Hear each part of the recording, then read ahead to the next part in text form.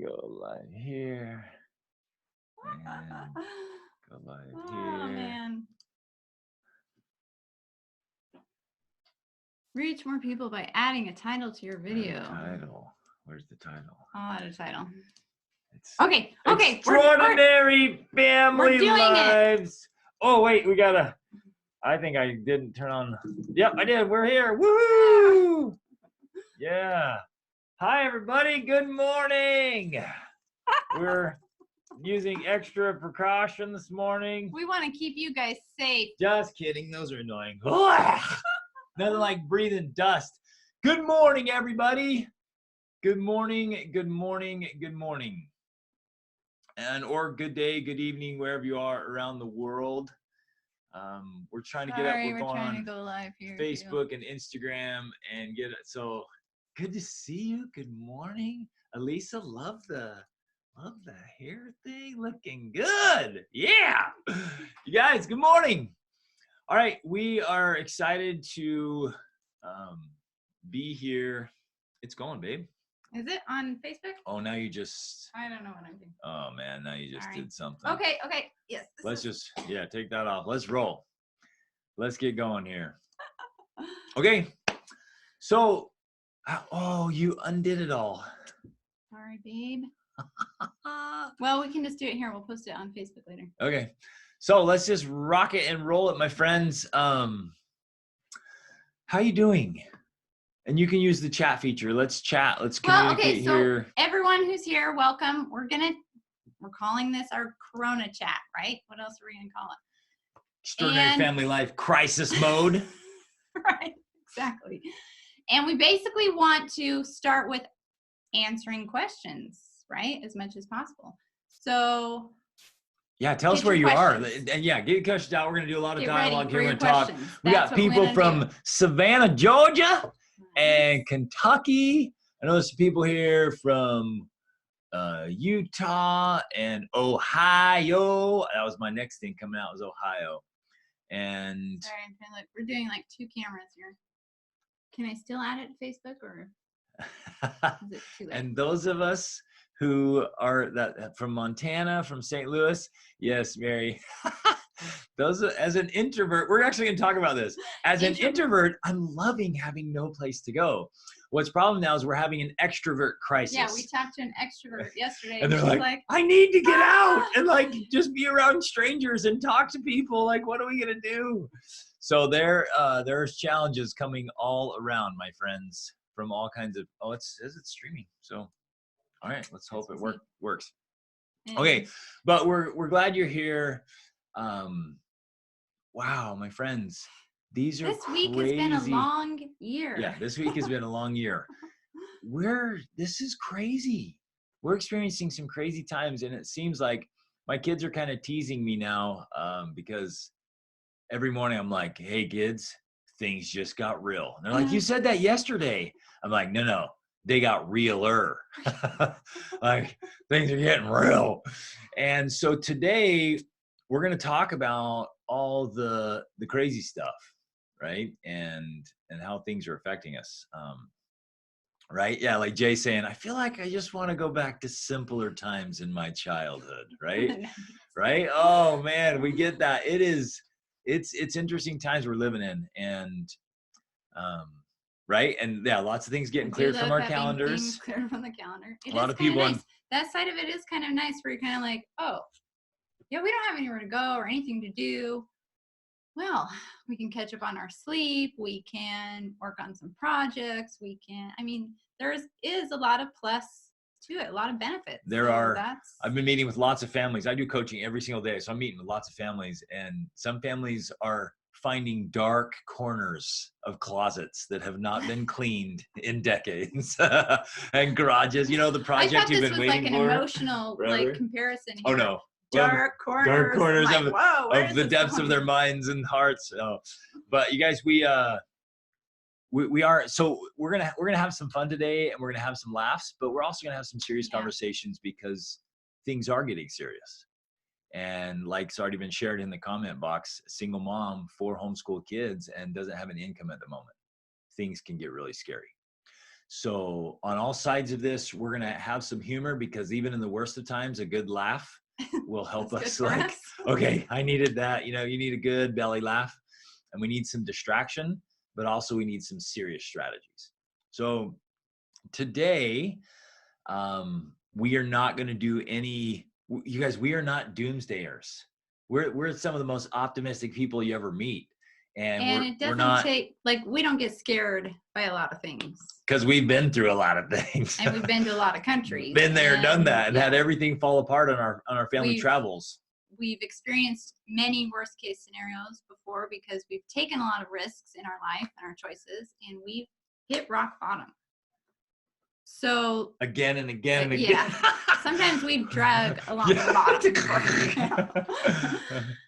So I would say we are not, doomsayers, like you're saying. And we're not trying to be sensational. But with you today, with your permission, we also want to be really real especially about the realities of the virus and the realities of the economy. And there's going to be some hard spots. We're going to face some hard things. Yeah, I like it at the bottom. Yes, you guys are awesome. So we're going to face some things, and today we're going to give you some strategies that just work. They just work. And are needed now more than ever. Oh, so desperately more than ever. So let's just ask, though, just kind of throw it in the chat box here, you guys. Yeah, making some big steps on the side hustle. Nice, Mary. And getting organized. Yes, love this. How are you feeling? If you could just pick a couple of words or a phrase, just ever throw it in the box right now. Let's just get a quick pulse. How are you feeling overall? And it might be moment to moment. You're like, this morning, feel great. Last night, I was crying myself to sleep. Or maybe it's the opposite. You were feeling good, energized, nice. Oddly peaceful. Good. Peaceful for now, good. Overwhelmed times 10, right? There's some serious overwhelm coming on. Okay, some are feeling anxious. Nervously optimistic. I like that one. You're like, I think will good, but I'm crazy nervous right now.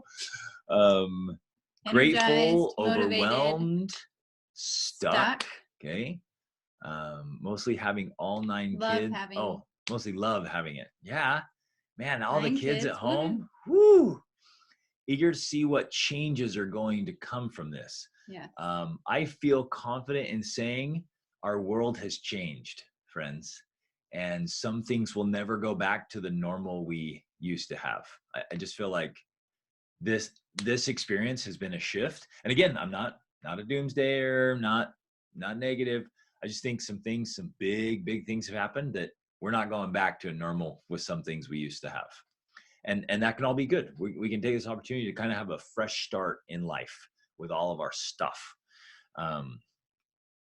Got some people sick with a cold, but mentally at peace. Love it. You can tell my voice. So Batman. Some of my friends, well, we were joking about this, right? You sound like Batman. I'm like, well, the coronavirus came from a bat supposedly. So maybe that's the secret. It's the Batman voice. Just to clarify, we do not know whether Greg has corona or not. But cannot be 100% strange sure. Symptoms. Yeah, looking forward to a fresh start. Some feeling relaxed, back and forth between peace and uncertainty. Waiting for my spouse to get sick. Like, it's your turn. You got this one. Worried for friends and neighbors. Relax. Anxious because I can't travel to check on my parents. Yeah, I know a lot of us are feeling that. Parents and grandparents and aunts and uncles and that distance there. We're anxious because we can't travel either. And I don't like being stuck in one place, but we're not going to complain about my woe is my little first world. Hey, I like traveling more than this. This is sick and wrong. He's supposed to go to Mexico and in a week, I was supposed to go climb a beautiful mountain in Mexico. And now I guess even the mountains are closed.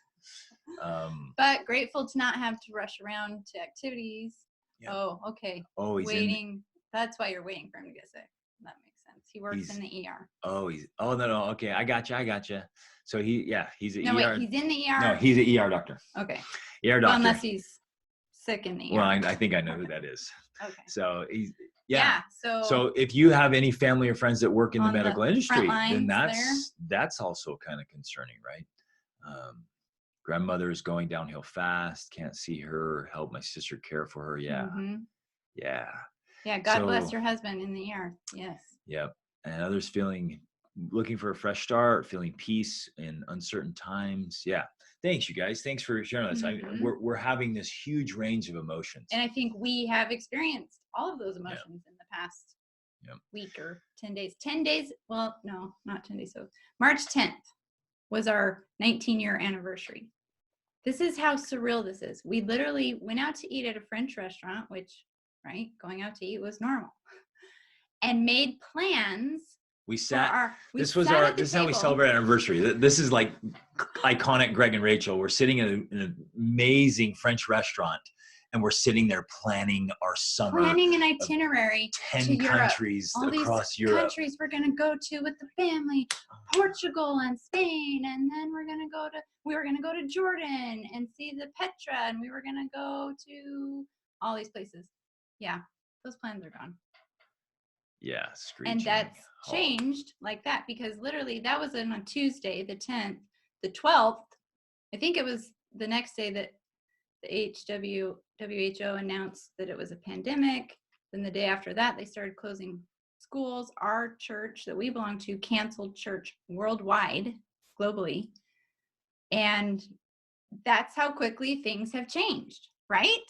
So we are all kind of like, whoa, what just happened? What's going on here? So this is, again, why we're here. We're going to work through this. We're going to process this and try and kind of figure out what's going on and where do we go from and here? What can we do about it? And a lot of us, one of my coaching clients, he described it best. He's like, because we were talking about like, hey, how you doing? He's like, I'm like mentally I'm solid because of the coaching we've been doing for months now.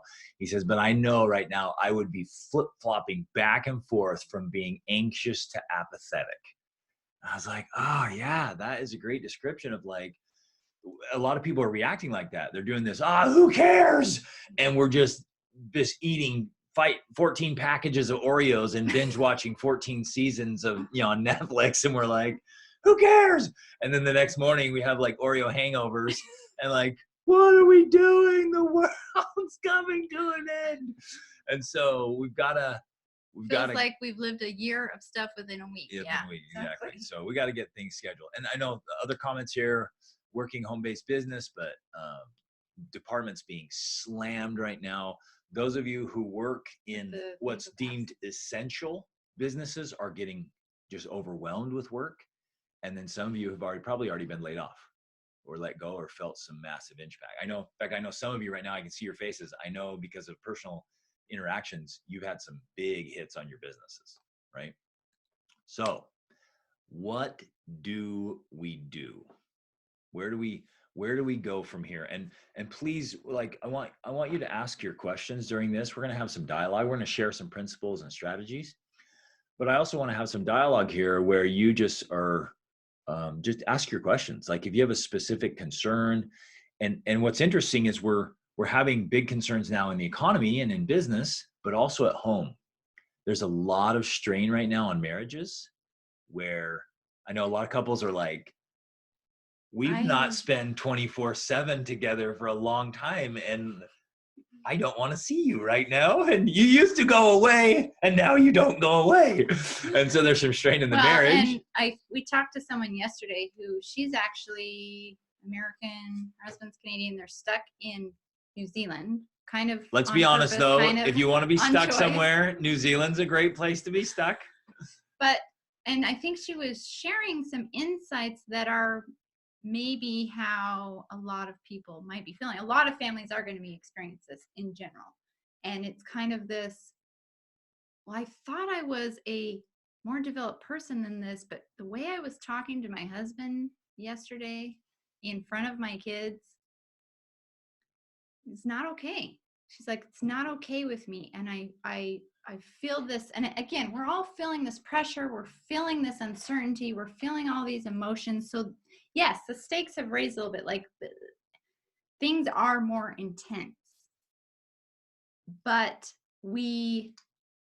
what we essentially need is we need more tools and strategies. We need more things that just work, because now's the time when they really matter, right? Now is the time when they matter. And it was kind of funny because we were talking together before, like, okay, well, what exactly are we going to talk about? And I'm like, well, in some ways, we're going to keep telling you the things we've been telling you because they're the things that work. And we tend to want to throw them off in a time of crisis or uncertainty or change. And I'm like, but again, going back to how did you maintain family stability, traveling to 37 countries on 5 continents for 12 years with 7 kids? When everything invariably is things constantly fall changing apart, and going work. wrong and falling apart. Like that's, people see the Instagram of travel and think, oh, so wonderful. Most of travel is really all of the inconveniences and the waiting and the mess, the missed flights and all these other things. That's the majority of what travel is, right? The things that kept us stable through all of that. That's our travel brochure. Yeah. You guys should travel. Yeah, exactly. Almost everything goes wrong. Now, it doesn't matter now. They can't travel, right? I can tell them all the truth. The things that kept us stable through all of that are the things that we've been talking about again and again. It's the morning routines. It's the devotionals.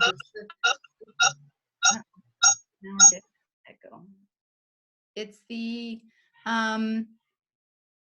all the charts and the habits and all of these little things that we think, well, they don't really make that big of a difference, right? It's reading a book. It's getting good input. They don't really make that big of a difference. And we're saying, especially now, yes, they do make that big of a difference. Those are the things that actually make the difference. So yeah, we're going to be talking about the things we talk about because they matter more now than they have. They mattered for us for a long time because of the constant change we were going through, constantly switching houses and countries and all of these things. Like we had to have these basics in place. And for a lot of families, yeah, you're going to see that these things are going to have a more important place in your life because they're so needed now more than ever before. And because of the way this happened, it was very sudden, and like, sending the kids home. They're like, hey, no more school. You're like, whoa, I wasn't ready for that. And well, some of you who are homeschoolers are like, nothing has changed in your life at all. And you're like, wait a minute, we were living like we were under quarantine before. And then others, work's coming home, whatever. There's basically what's happened is there's been a lot of pressure on us. And when we add pressure to relationships, we feel it. Like, let me see in the chat here. There's some good questions coming in here. Totally feeling that loss of control leads to outbursts of emotions. Yeah. Mm-hmm. For me, towards my family. And that's normal. I mean, when we feel this uncertainty in our own minds and we don't know how to process it and we don't know how to manage it and we don't know what to think about it, it does, well, you could really get into the brain science of it, which we probably won't geek out on about here, but there literally is something called, what was the word you called it? It's emotional, where your cognitive functioning literally shuts down so the more reactive fight or flight part of your brain can operate. That literally happens. So your cognitive reasoning, the part of you that says, I should be a nice person, I should be kind, that literally shuts down sometimes during overload, especially when we have a lot of emotions or stress, and our limbic system kicks in, which is fight or flight. Like I'm survival mode. Yeah, if we let us be just a little bit nerdy geeky. Right here, a little bit geeky. So you have the prefrontal cortex that like helps you make decisions and think clearly, and then you have the amygdala and the hippocampus, right? And the amygdala and hippocampus right now, because of so much stress, is causing fight, or freeze. So some of us are freezing up. Some of us are fighting a lot. We're exploding and getting like, I can't believe I just said that or did that, or that's not who I am. Like, I don't do these kind of things. Or we flee. Some of us are just checking out. We're checking out mentally. We're checking out emotionally. We're locking ourselves in the bathroom a lot more often than we usually do. That's the behaviors that we call buffering, where you are turning to other things because you're trying to you're fleeing, you're avoiding the emotions, the overwhelm. And so you turn to Netflix, or you turn to scrolling on Facebook, or you turn to whatever it is, whatever, any of those activities are called buffers, where you're just trying to avoid dealing with the emotions right in front of you. Yeah, it's not yelling. It's a motivational speech to those who won't listen. Yeah, we have become orators, right? All of us are like, I give speeches every day now. They're very motivating. I feel like I've been prepared for a lot of what I'm facing here with the economic challenges, health risks, school and church responsibility. But now I'm looking at it. It feels a little scary, and I wonder if I'm really up for it. Thank you for sharing it. That's a great way to articulate that. Mm-hmm. And we're going to talk through that and give some strategies. And good questions coming in, like, what about work things? And we'll address that. How do I talk to my kids about what's happening?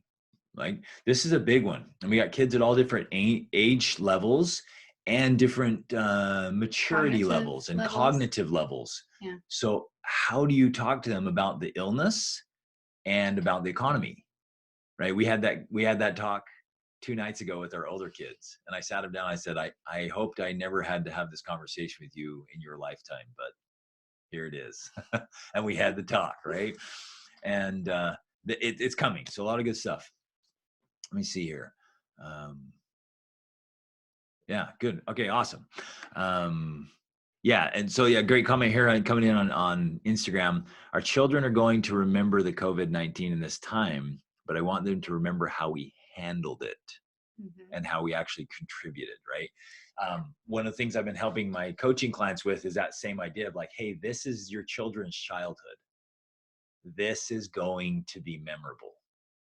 But what will they remember? Right? We're like, oh yeah, that was the time we all melted down. We heard yesterday about, actually I heard yesterday about multiple couples that like they're ready to get a divorce. And you're like, hey, this week is not the week to make those kind of decisions. Right? Like, we need to settle way down. So here we go. Another great question. How can we help with social distancing? Our community when we have to social distance. Yeah. Okay. I'll just keep writing these up. The sun in and out here. It's changing the lighting. I'll just turn that one back on then. Okay. So sorry guys, the sun is randomly shining here in Georgia, and we're happy for that. It never shines lately. Okay, so we have a few things. These are things that just work, my friends. I've told this story before when I went skydiving. I actually really love skydiving. And when I went skydiving, my instructor said, you can jump out of the airplane, you can twist, you can do front flips, you can do back flips, you can spin, you can do whatever you want. And then whenever you're ready, all you have to do is arch your back and put your arms out. And whether you're upside down or flipping or whatever, you'll just stop, and the aerodynamics will get you to settle out, and then you'll just kind of drift. It's beautiful. So he's like, whatever you're doing, arch your back, throw your arms out, and you'll straighten out. So I've been twice so far. First time we did a bunch of front flips, and the second time we did 5 back flips in a row. It was awesome. He says, arch your back, put your arms out, and you'll go right. And we did it. It was incredible. And I feel like that's a great analogy for the chaos of life, where there's the sun again. We'll have the sun shine really brightly on our faces. Don't worry about it. Just sit down, man, because it's going to go dark. Up and down. But it's a great lesson for life. You guys, whether it's nice, at least you've been twice too. Yeah. Whether it's a natural disaster, whether it's an individual family economic disaster or a family crisis, a death in the family, whether it's traveling, things fall apart, a business that fails, or whether it's a coronavirus and a global now economy struggle, or whatever it is, there are just certain things that help us straighten out and level out in times of crisis. And I want you, if you're taking notes today, I want to invite you to take some notes. And I want you to jot down a few things that really will make a difference.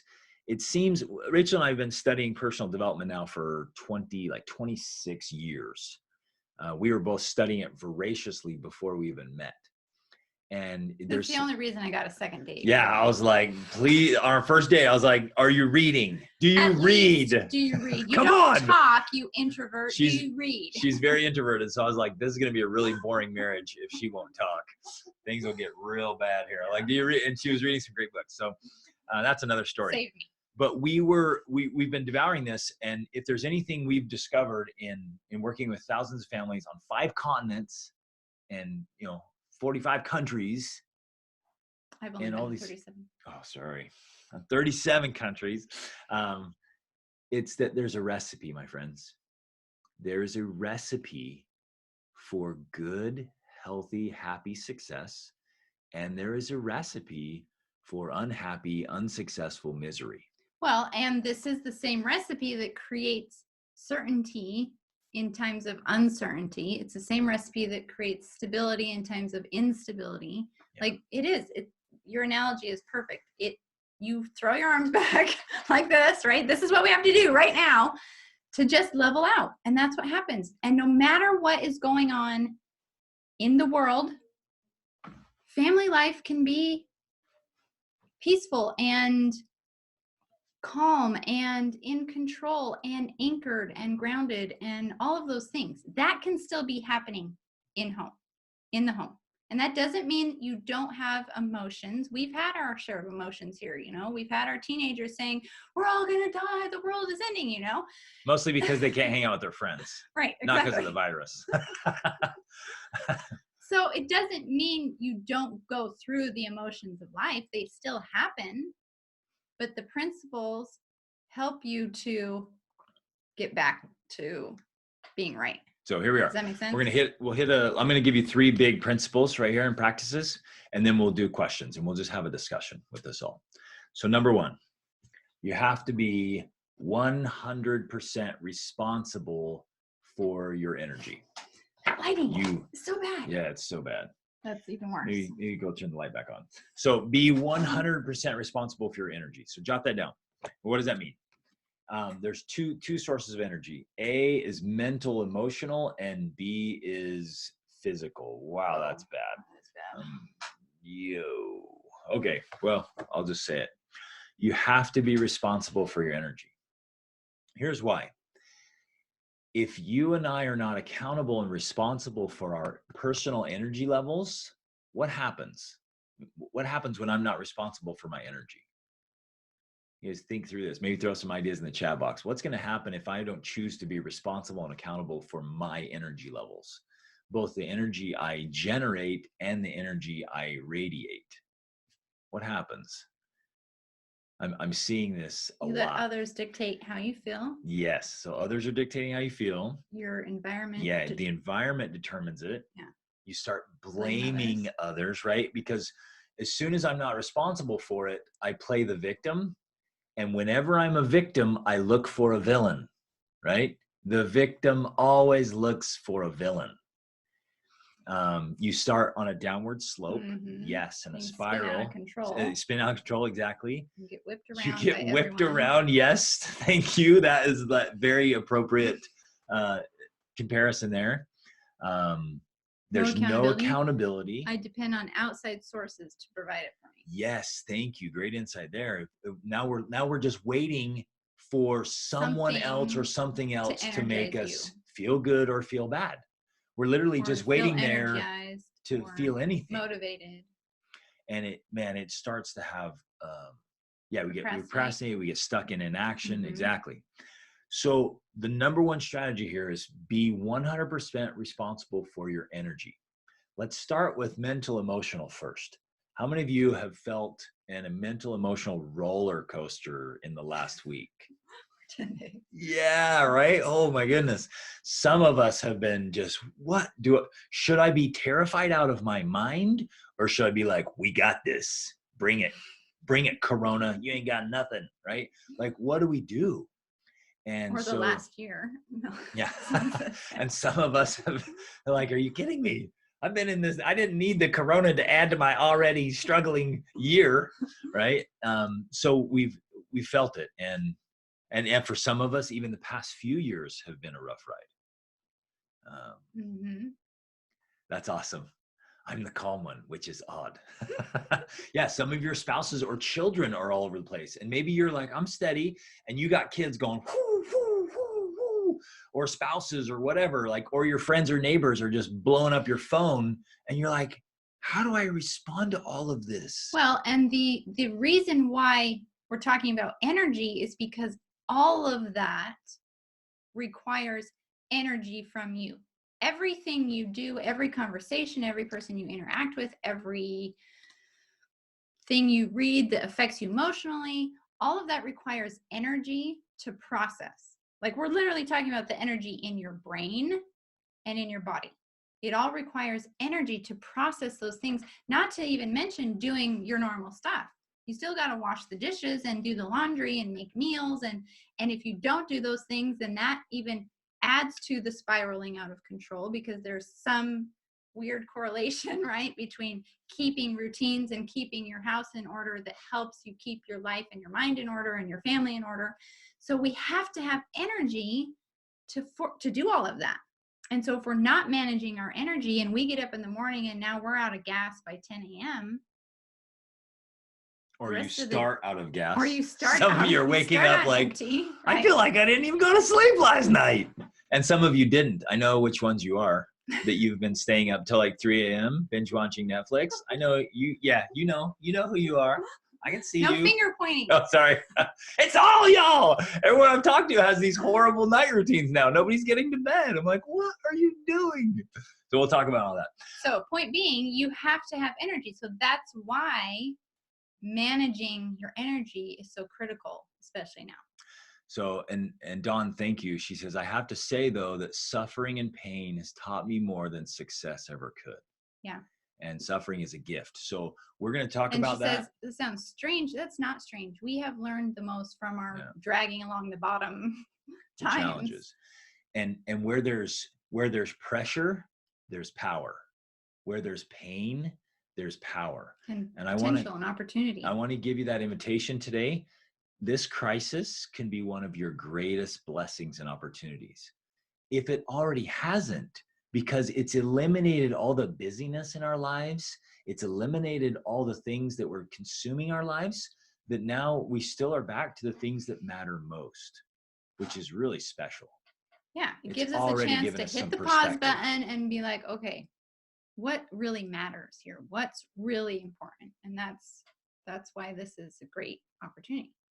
So Heather wrote in here, she said, my main reaction has been numbness with an occasional burst of desperation for control. Mm-hmm. Man, you guys are all so good at articulating this stuff. Like, yes, that's what I want to say. You say it so well. You're right. And we don't want any of you to be numb. So when we're saying we get emotional and mental energy and physical energy, it isn't that we're just becoming robotic and we feel nothing.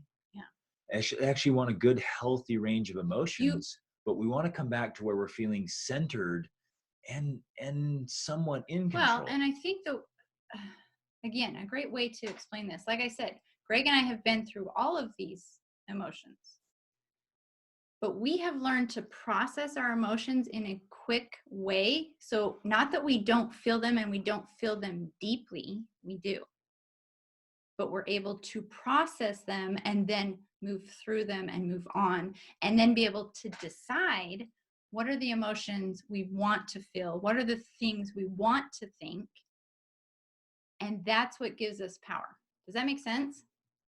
The power comes not from not feeling emotion. You can feel the emotions. Like this is a serious thing. It's heavy. It's deep. It's affecting people. It's killing people. Like, it's serious, and we should feel that. I feel that, and it's heart-wrenching. But we have to not carry that around with us all the time, because that then damns us, right? Damns our progress. It stops us from progressing in the ways we need to progress, which is to be the anchor of stability for our families, right? We have to be the rock. We have to be the leader for our kids, because while right now we're the parents and they're growing up in this, the childhood, they are going to be the ones that become the leaders in the next generation. And we have to lead out right now in times of crisis. We have to be the leaders for them. And do you realize your children will learn how to handle a crisis right now from watching you and hearing from you? And that might be terrifying. It's like, it's sobering, right? But what an opportunity, what a great privilege to teach our children how to manage their thoughts and emotions and how to respond to adversity. What a huge privilege. We can prepare them. Like, well, this is so good. I want to hit a couple more comments and questions here. Do you ever get to a point where you can choose your own attitude and energy when it is no longer exhausting? Thank you, Melanie. And the answer is absolutely yes. Yes, yes, yes. I'm going to give you some strategies here in just a second. There's some proven principles and strategies that just work even when times are crazy. And I kind of want to mention this right now because I know people have said things like this to us before. Like, doesn't it get exhausting to always be your best self, right? Isn't that just tiring? And I think this is a good question because as you continue to level up and improve, you actually get to the point where something that was maybe, we like to use floors and ceilings as a comparison, or you can use a thermostat, right? Something that used to be your ceiling, when you grow to the point where you push through that ceiling, it starts to become a floor for you. So now you're standing on this floor, you're maybe totally relaxed, you're standing there. And someone else is looking up at that ceiling and saying, oh, it's just so much work to be up there. And we're like, no, actually, we're just standing here. We're trying to go for that one up there. There's another level we're trying to go to, but you start leveling up where something that was challenging becomes now your norm. The other comparison is the thermostat. If you have the thermostat set at 65 or 75 or whatever, no matter what, you're going to go back to that. And we have emotional thermostats, we have mental thermostats, we have financial thermostats. If you can learn to raise the temperature of the thermostat, then you're not working so hard to try and maintain that state, if that makes sense. You're learning how to raise the thermostat or to create a new floor for yourself. And then you're right. It takes work to get to that point, but once you get to that point and that becomes your norm, it's not work to stay there.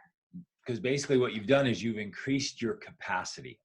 And all of us are energy generators. Will you jot that down, please? I want you to just spend some time thinking through that idea.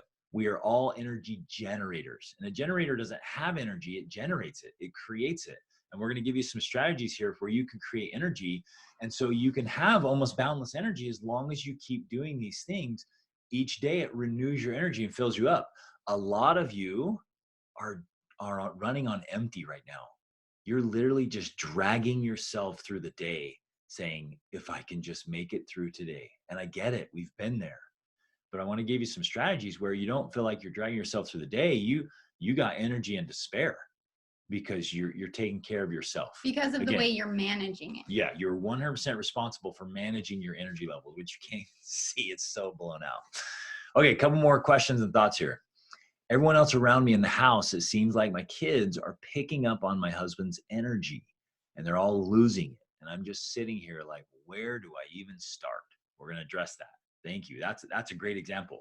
Or maybe one of the older kids is losing it and the other ones are following, right? You're like, well, no. Like, you got to stop because everyone else is following your emotional setting.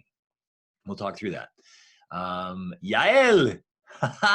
It's like 3 o'clock in the morning for you right now. We're glad you're here. We love you. We thought you'd be watching the recording. We have people who join us from Australia and England and this is a good time to mention we are discussing doing multiple meetings with different times. So we're going to start doing more of these meetings. You guys, and we're happy to do this. Maybe even every week. Yeah, we're happy to do this weekly. Get together and let's just talk. Have a place where we can talk through strategies. And we're going to switch off the time so that people like Yael don't have to get up at 2 friends don't have to stay up through the night.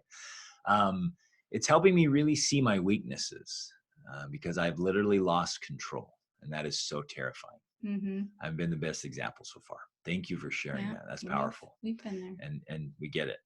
Can you recommend a specific script for how to express and acknowledge emotions while not being a victim of them?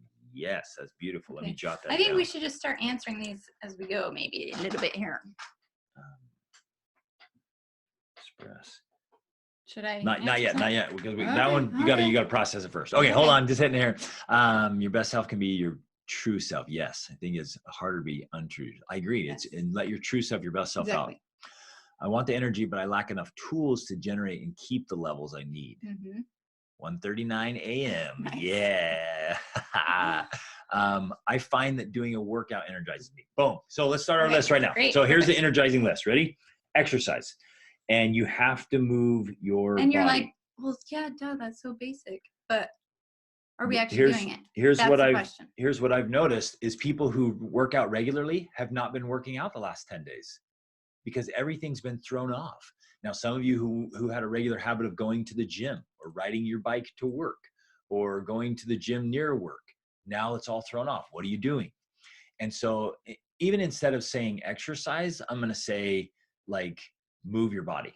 Like this strategy is you have to move your body and get to the point where your heart's kind of pounding and you're breathing, because it's actually going to generate a lot of really good chemicals in your body. The physiological response to your body, your mind is very energizing. We have to move every day to stay sane.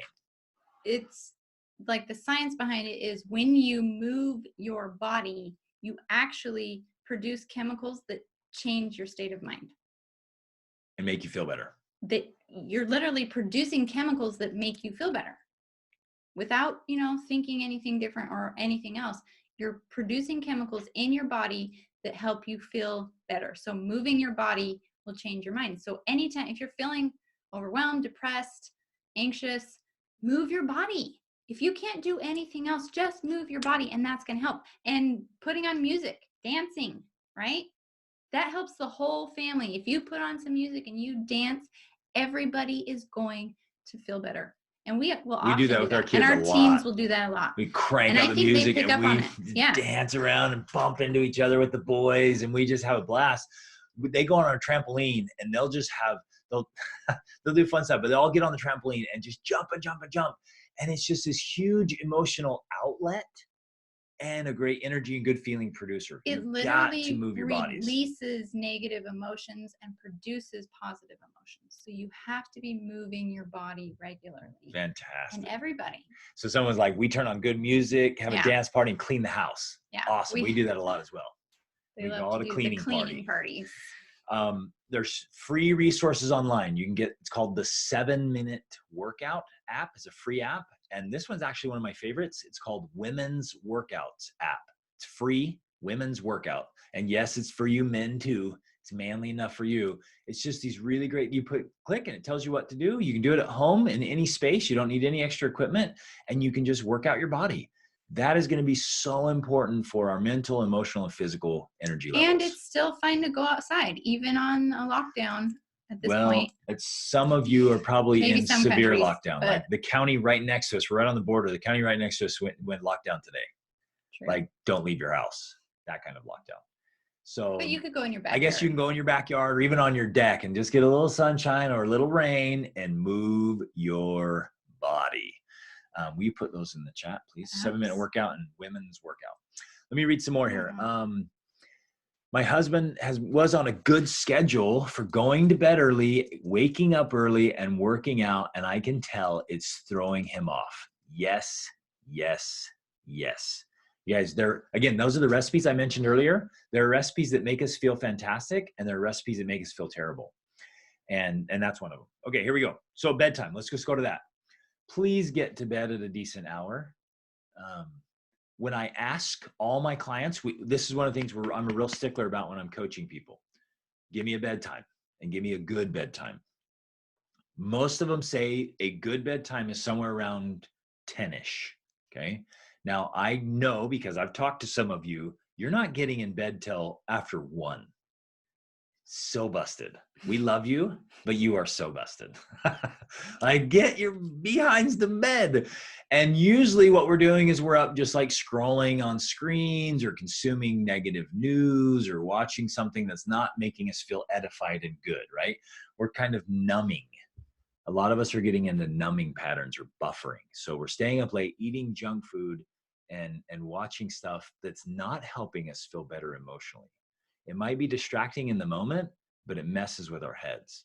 And again, the reason, sorry, I'm interrupting. The reason for this is the science behind it. If you're trying to generate positive emotions, positive energy, you have to do as many things as you can that help you do that and eliminate things that keep you from doing that. And sleep is just one of those things. And not all sleep is equal.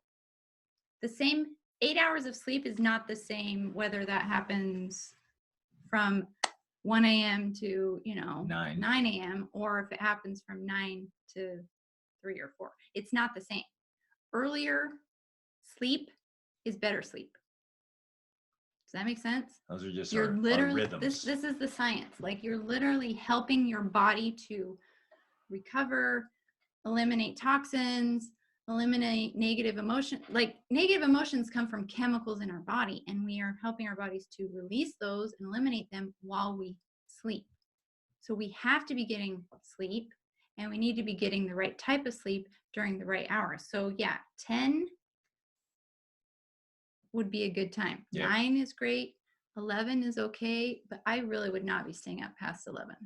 And again, that doesn't happen with our family too on occasion, but we're always trying to bring that back to the better hours. Especially for your kiddos. And I know your teens, they start talking at 10. I know. And you're like, are you kidding me? Let's talk earlier, quick. Get it all out. And I mean, sometimes you got to stay up talking to them. We do that too, okay? But for the most part, let's get the whole family to bed. Now, how do we do that? You got to start dimming the lights. Having all the lights on in the house keeps our brains active and alert, and screen time. So please, I invite everybody to go off screen time an hour or 2 before bedtime. And snacks as well. Yeah, no so one of the things we before try to bed. do is we will create the feeling of nighttime earlier. Especially, we'll shut off the lights, we'll put on the fire, we turn off devices. So you start to get that feeling of, oh, it's later, right? And sometimes our kids will do that. Oh, it feels so late. It's only 9 o'clock or whatever. We're like, yeah, perfect. Because you're trying to produce melatonin in the brain. And if you turn the lights off and you stop the screens, they will naturally just start getting tired. And then they get into that mode when it's earlier. Now, again, for the same for us, we have been thrown off a bit with this. We've been staying up a little bit later. We were up late talking to our teens the other night and then reading to them last night. So someone asked, what time do we go to bed? This past week, it has been later. We've been getting to bed at like 10 or 11. And occasionally I will work on a project where again, it's not a perfect thing. Once in a while, I'll stay up till 1 a.m. finishing a project, but then I go back. You can't do that night after night. One time is acceptable. Twice, it's becoming a habit. And you don't want to make it a habit, right? So otherwise, we go to bed at usually like 9, maybe 10. Yeah, if that makes sense. Before a little bit before 10 or even right at 10 is great for us. You guys, there's so many good comments coming in on Instagram and in the video here that and a lot of you are saying, I had good sleep habits and they've been thrown off by this last week. And a lot of it's because the schedules are different, that everyone else is experiencing different. A lot of people, and some of you mentioned, it's because I'm worrying, right? And so some of us are laying there at night, we're worried about it, and we haven't processed our emotions or our feelings, and it's keeping us up. So here's 2 strategies before bed. Do some writing, and you can do some journaling, you can do a gratitude journal, just regular journaling, or write down your worries. If you're afraid, just jot them all up. Just grab a piece of paper and write them down, and then do some reading. And don't do some amazing fantasy novel that's going to keep you up till 3 because it's so good and you can't wait to see what happens. We've done that. But like a kind of a personal development book. Pick a sleepy book. One of these great old classics up here, just like that'll go. A little Don Shakespeare, Quixote, a little Don Quixote. That puts me to sleep. Just read something like that. And again, you want to quiet your mind and your body. And you guys, you know this already. We're not giving rocket science here. This is just strategic stuff that we haven't been honoring. Well, and something that I'm starting to be more diligent about is I'm getting my good input in the morning, right? With reading a great book during my morning routine. And I'm doing good input at night, reading something. and I just made this commitment last night because I wasn't doing it last night. I'm not going to look at the news last thing. And I haven't been looking at it in the morning. I've been doing good with that. Now, I'm allowed to look at it during the day to see what's going on, but I have to get the good input first. Then I can read the news during the day sometime, process it, talk about it, think about it. And then before bed, I'm not going to do that. I'm going to, again, some other good type of input. Because we're trying to help ourselves sleep better, and it's not going to help if we've got all this stuff going on in our head of what if and this and that and all, all the other stuff. So what Rachel's saying is introducing negativity in the morning ruins your day, and introducing negativity at night ruins your night. So you're just don't do that. So drastically eliminate negative news and the naysayers and the cynics and that doesn't mean not people. Staying up on what's going on and doing your research about it. Like all of that is helpful, but limit when that happens. And Emily's saying here on in the chat, like sometimes we want the alone time at night, especially you moms. You want it for moms and dads. Like you're like, my kids, I just need some me time, and I get it. So you want to stay up, but then the next morning when it rolls around, it usually isn't worth it because now the kids are up before you and you're drained and they're on it, and you're like, and it's usually better to get your alone time in the morning if you can. And as a mom, I've just obviously when you have a new baby, everything's different. Like all the rules are different. But when you are getting back to normal, I've just found that it's so much harder to get up earlier in the morning for that alone time, but it's always so worth it. Always. And it's always better too, because again, I'm not staying up late to get that and then dragging the next day. I'm up, and by the time they get up, I have done my stuff. I feel great. I am ready for the day. I'm ready for being present and being with them. It always just is better to get up early to have that alone time. It's always been better for me. So good. Although harder. I'm not going to lie. It's harder. Now, I want to mention another thing about the emotions and processing them, especially before bed or even before interacting with your kids. There's this technique that I got from Brennan Burchard, but I use it all the time. It works great. And it's just called release tension, set intention. So I will do this, right? I'll do it when I'm going to sleep. I will do it anytime I change activities. And sometimes as a mom, that's quick. I'm doing this and then I'm doing this. And so I'll do it real quick. But you basically you can even just say, release tension. I'll just say that to myself, release tension. I've been working on sending out emails and now I've been interrupted, release tension and interact with my child. Or I'm taking care of some whatever going on, the chaos, and okay, release tension, especially if I'm going to go back to work or if I'm going to interact with another child who's now needs my help. Or if I start to feel that like just too much, I just let go, release tension. And then I set the intention of what I want. What do I want? Who do I want to be right now? How do I want to interact with this child? How do I want to work on my business right now? And if you can do that between every transition, right? Because we have multiple, you're feeling tense. Or you're just feeling tense. It's even more ideal if you do it when you transition from one activity to the next. And that could be from working out to making breakfast to screaming at your kids to yelling. That's not screaming to yelling. Screaming and yelling to hugging. Yeah.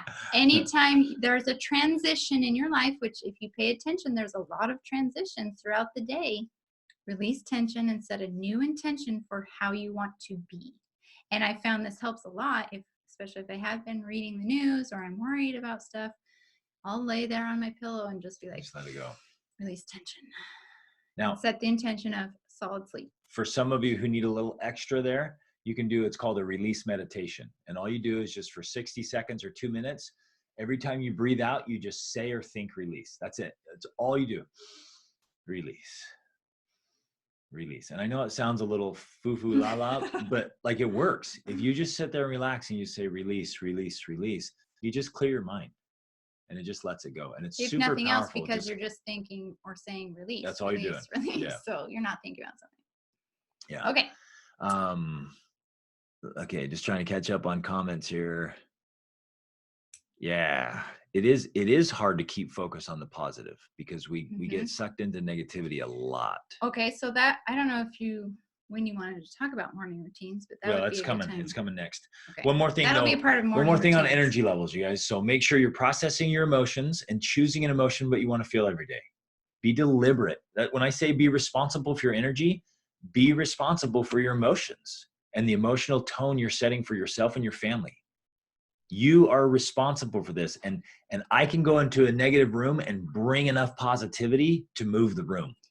And I think I'm going to add here that if you have they're asking how, if you have a lot of emotion you're dealing with, negative, heavy, and maybe it's been building for years, right? And this is just adding to it.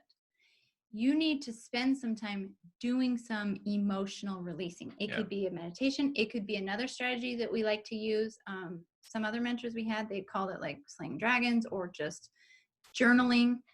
There's this type of journaling where you take it out on paper, not on people. You just, to get a piece of paper, not even a journal. It's something you want to throw away. Something you want to throw away or destroy. And I'm telling. Go telling, wife. And you basically just write it all out as ugly and horrible and mean and despicable as, maybe that's what's inside. That's what you're feeling. You've never said it. You've never mentioned that to anyone. But when you get mad, it comes out, right? Write all of that on paper. Just get it all out. Unedited, unscripted. Nobody else is going to see this but you. And you just get it all out. There's something that's powerful in just getting those thoughts, feelings, emotions out. Yeah. Because otherwise what happens? Keep going. Yeah. Otherwise what happens is we're stuffing it. We have a thought or feeling or emotion. We just we don't say it. We don't get it out and we just push it down, down, down. And so we literally have all this stuffed, piled emotion buried that's causing us to explode. So when there's ever any pressure on us, all of the built up negative emotion explodes on some poor innocent person. And they're like, whoa, all I did was steal a strawberry from the fridge. And you're like, it's awesome. And 3 of you just said you burn these things. So then that is actually the next thing. Then after that, once you get it all out, because just because that's what came out doesn't mean it's true. It doesn't mean that that's accurate reflection of reality. It doesn't mean anything except that was inside. And when you get it out, then you destroy it. And you feel better. You rip it up, you throw it away. Then you can think about, and maybe you do this before you destroy it. You can think about, okay, this is what I just felt. What's the truth here and what's not true? And how can I adequately take that and share it with someone if I need to share it? Like say it's my spouse and I'm angry at him. How can I take that and now share it? Maybe you write it to him. Sometimes when I've been really mad throughout our life, there's been times when I was so mad that I wrote to Greg. Maybe I sent him an email or sent him a note, because writing has a way of diffusing a lot of that anger and helping you to say exactly what you want to say. So it's just that going through this process of not stuffing the emotions and keeping them down, but getting them out, processing them, and then being able to adequately and appropriately share that with maybe your kids or your spouse or whoever it is. That process right there seems very simplified, but it actually helps a lot with processing and releasing those negative emotions. And if it's something that's been building up a long time, you might have to go through that process multiple times, right? Going through. Or again, another scenario is you go off by yourself somewhere. Maybe again, stuff right now, but you could go sit in your car, right? By yourself and talk it out. Talk to yourself, right? Take it out on the windshield. And just talk through it. And if you have to, yell, scream, whatever. If you have those emotions that are buried. Nobody's going to judge you for getting in your car and screaming right now. The world is in a crisis. They'll be like, oh, the neighbor's, processing. And you're like, ah! Exactly. the point is to vomit on paper or to vomit out these emotions in a car by yourself rather than doing it on your family members. Because that's not going to help anybody. Okay, real quick, you guys, some of you are burning it and flushing it. Some of you are composting it and growing new things there. Yes, I love it. Yeah, mind your own business, neighbors. I'm having a meltdown. Don't judge. So the live on Instagram is about to stop. I guess we have a time limit. We'll start it right back up, you guys, so you can jump right back in. Because we got a really good question here about, well, wait a minute. When the kids or everyone around us is so negative and I'm trying to be positive, there's nothing I can do to help them. What do I do? Let's end this guy. We'll start again. Wait, shared a story? Hold on just a second. Sorry. We're going to share this and then start again because there's a lot of good peeps on there with us. And we're back. Okay, so they got to jump in. You're trying to be positive. The kids are negative and nothing seems to bring them up. So sorry. Man, it's so hard to teach with you because really? you know so much. All the time. It's just ridiculous. Gosh, you go. So again, what we just talked about, of course, is key. You have to have these negative emotions released and stuff because if they're all built up, you can't think clearly. You're in the fight or flight or freeze mode. And you're just going to respond. That's just how the brain works. So part of that is just the physiology of it, the biology of it. If you're not processing, if you haven't processed, then it's going to be a lot harder to respond with positivity or to inspire your kids or to help them work through it. You have to have worked through it on your own. And if you haven't done that, you need to take some time to do that, to think about it, talk about it, even to yourself. If you can't talk to your spouse or anyone else, talk about it, think through it. And at the very least, if you can't come to any conclusions, just release the tension, right? Release the tension. Then go ahead. Can I do the then? Yep. Sweet. Then once you're in a good place and you've kind of nourished yourself, you guys, you cannot draw from an empty well. I repeat that all the time. You cannot draw from an empty well. You've got to fill yourself. If you don't have anything positive in there, like you got nothing to get. So you're like, how can I be more positive and influential than negative people? Like if you're empty, you can't. So you got to make sure you fill up. But you have to, Oh, you have to fill yourself with the positivity. That's why the morning routine, which we're going to talk about, is so important.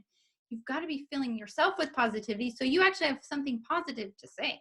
Because it's tough to just come up with positive stuff. Unless you've been studying it for like 26 years, then you can like think of something. It just comes up all the time. It's tough to just come up with it. You have to be inputting that before it will come out. Input determines output. Yes. And like Shannon's saying, your emotional energy literally affects everyone in the room without saying a word. Your feelings of confidence in yourself to be able to do that are important too. Absolutely. We're going to feel it and it's going to radiate.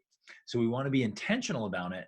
And one of the best ways to be intentional about this, you guys, is, well, okay, let's assume you're in a good spot and you filled up.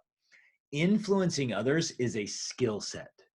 Please write that down. Influencing your kids is a skill set. This is where you should talk about, it's not episodic. Yeah. So influence is not episodic, means it doesn't happen just in one moment. Just because you have it right now. Like I'm inspired. I just keep interrupting. I'm going to walk outside. I'm going to influence my kids. Well, because I need to right now. It's a crisis. I have to influence them. It's earned a little bit. You got to prepare it and work for it. And it's not automatic. So, and I know just because you gave birth to them doesn't mean they you will have listen. Influence over them. Unfortunately, it doesn't work that way. And so like Adam and Marissa are saying, like, it feels out of control. Not that you want to control your kids, but you want to be able to influence that stuff, right? And so we're going to give you some strategies. We got to hit this. Let me hit these strategies hard. Let me see. Yeah, I tend to pick up or absorb other people's energy. Really hard to maintain my own. Yes. And sometimes we're just constantly absorbing and reacting. We're like chameleons waiting for the energy, which if we watch negative news, we feel negative. If we listen to like angry songs, boom, we're down. Some of you are watching these shows on Netflix and you are going through emotional roller coasters because they are so strategic about manipulating your emotions. And you're sitting there crying, angry, yelling, throwing things at the screen, and then happy and giddy and in love. And now you're kissing on your spouse. And like, what has happened to you? And like, because you're just responding to that. But we've got to clear, set. I don't do that. No. We've got to set our own levels. And this is where the releasing of tension and processing it comes in handy, because if I feel like it's a change in my state of emotion, if I'm like, I'm feeling tense or I'm feeling stressed or first of all, I notice it. That's the key. And then I don't just go on with my life. I stop and I think, okay, why am I feeling tense? Why am I feeling stressed? And then I think about it. Oh, I think it's because I read that and that kind of made me uncomfortable or scared because it said this horrible, frightening thing. And I talk about it to myself, and then if necessary, I'll talk to Greg about it, and I process it. That's processing. That's basically what processing is analyzing why you're feeling that emotion, and then saying, okay, well, now how am I going to feel now? And I decide to feel a different way. So yeah, if you pick up on other people's stuff, that's not necessarily a bad thing. You just need to process more often so that you can choose what you want to feel. And just an awesome reminder here for you husbands. When your wife wants to process, sometimes she doesn't want you to fix it. You just listen. Exactly. And sometimes you help. And you should help her process that. Yeah. And what Rachel's saying is really what Heather just wrote in the chat is like, hey, we've been remembering that we're complex beings. We're brave and strong and positive, and sometimes we're fearful and weak and helpless. Mm-hmm. And the part you feed, the part you feed is the part that gets stronger. And so we got to feed the goodness and really be strategic about that. Okay, can I get trying to teach this to teenage girls and teach it to all your kids. It's so important. It is training. So now, are you talking about the how to inspire your kids? No, not yet. Well, I'm trying to help with the whole situation here. Can I throw this out? This is going to be a truth bomb that may not seem, y'all ready for this? It may not seem, it's going to sound crazy, but it's true. Are you ready? The stuff you're eating is affecting your emotions. Now, I know that sounds crazy. When I first heard that, I was like, whatever. Like my food affects my emotions. It does. And so what's happening, especially sugar and simple carbs have an effect on our brain. It's this literal effect on our brain. The brain is affecting the emotions and the mental state. And some of the energy and challenges right now in your homes are literally built on some of the food you're eating. So here's this perfect recipe for disaster. You ready for this? I told you I'd give you a recipe. Lock yourself in your house, consume insane amounts of sugar and simple carbohydrates, and insane amounts of screen time. That is a recipe for anxious feelings, fear, worry, depression, which I have been now, you guys, it's been 1 week. I'm getting calls, emails, and coaching sessions coming in because people are like, I feel horrible. I feel depressed. I feel like this. And you know what they're describing? That recipe. And so we're setting ourselves up for a lot of trouble and a lot of self-loathing because we don't like ourselves when we live like that. And so the recipe for struggle is lots of junk food, lots of junk media coming in and not getting out. Lack of sleep, not moving. Not good sleep. Like you're setting yourself up to feel horrible, and your kids too. So if the kids are feeling out of control and negative, we're going to look at their input. They've probably had a lot of negative screen time. We're going to look at their food. They've probably been eating too much junk food. And we're going to look at them moving their bodies and getting good sleep. Like these things just work. Basically what he's saying is that on one side of it, if you're trying to help your kids be more positive, help them process their emotions more, sometimes you have to realize that it's not going to come down to the things you say to them or the speeches or the inspirational talks or any of that. You've got to look at other things. You've got to look at what they're eating and what time they're getting to sleep and how much sleep they're getting and all of those things first. In fact, that's what we always look for. With our parenting, we're super unconventional about this, but we look at those things first. we allow a lot of different things because we're like, oh, this is the reason why. They were eating sugar or they didn't get to sleep last night. That's why they're acting like this. So then we focus on fixing the problem. We don't give them a speech. We don't give them a timeout. We focus on fixing the problem. You're acting this way because of these things. Now, of course, that doesn't mean we don't teach them how to behave, right? We're teaching that. But then we focus on fixing the problem. You need more sleep. You need better food. And then guess what? Whoa, it works. A lot of those problems just go away like on their own. Magic. Works Okay, like magic. so that's one part of it. Now, are you going to answer more about inspiring your kids? Well, let's go into, I was going to go into this. Okay, because that will help with yeah. It. Yeah. So we're going to go into the next step, and it's routines. We've got to have solid routines. And these are going to be some of the strategies for inspiring your kids, motivating, keeping things in line. And we've already started talking about routines. What's interesting right now is this is unprecedented in history. Like, when has this ever happened before? Like, that you just upended everybody's routines. And we had schedules, and we felt like we had a sense of structure and certainty. All human beings need certainty. And one of the 6 human needs. It was one of the 6 human needs. And we used to get up and we had to be somewhere by a certain time. And we were interacting with other people. And there were others who were holding us accountable. And we were going to work, or we were going to school. And then we had our art classes and music classes and choir and soccer. And we had all these things we were doing, right? And it gave us some structures to build our life around. Well, now the structures have been removed, just upended for a lot of us. Some of us, depending on work and school situations, everything's been changed. For some of us, just a little bit's changed. Maybe we were already homeschooling, so the kids are at home or something else. But because we had structure built in, it was easier. Now that the structure is gone, you and I are responsible for rebuilding structure in our lives.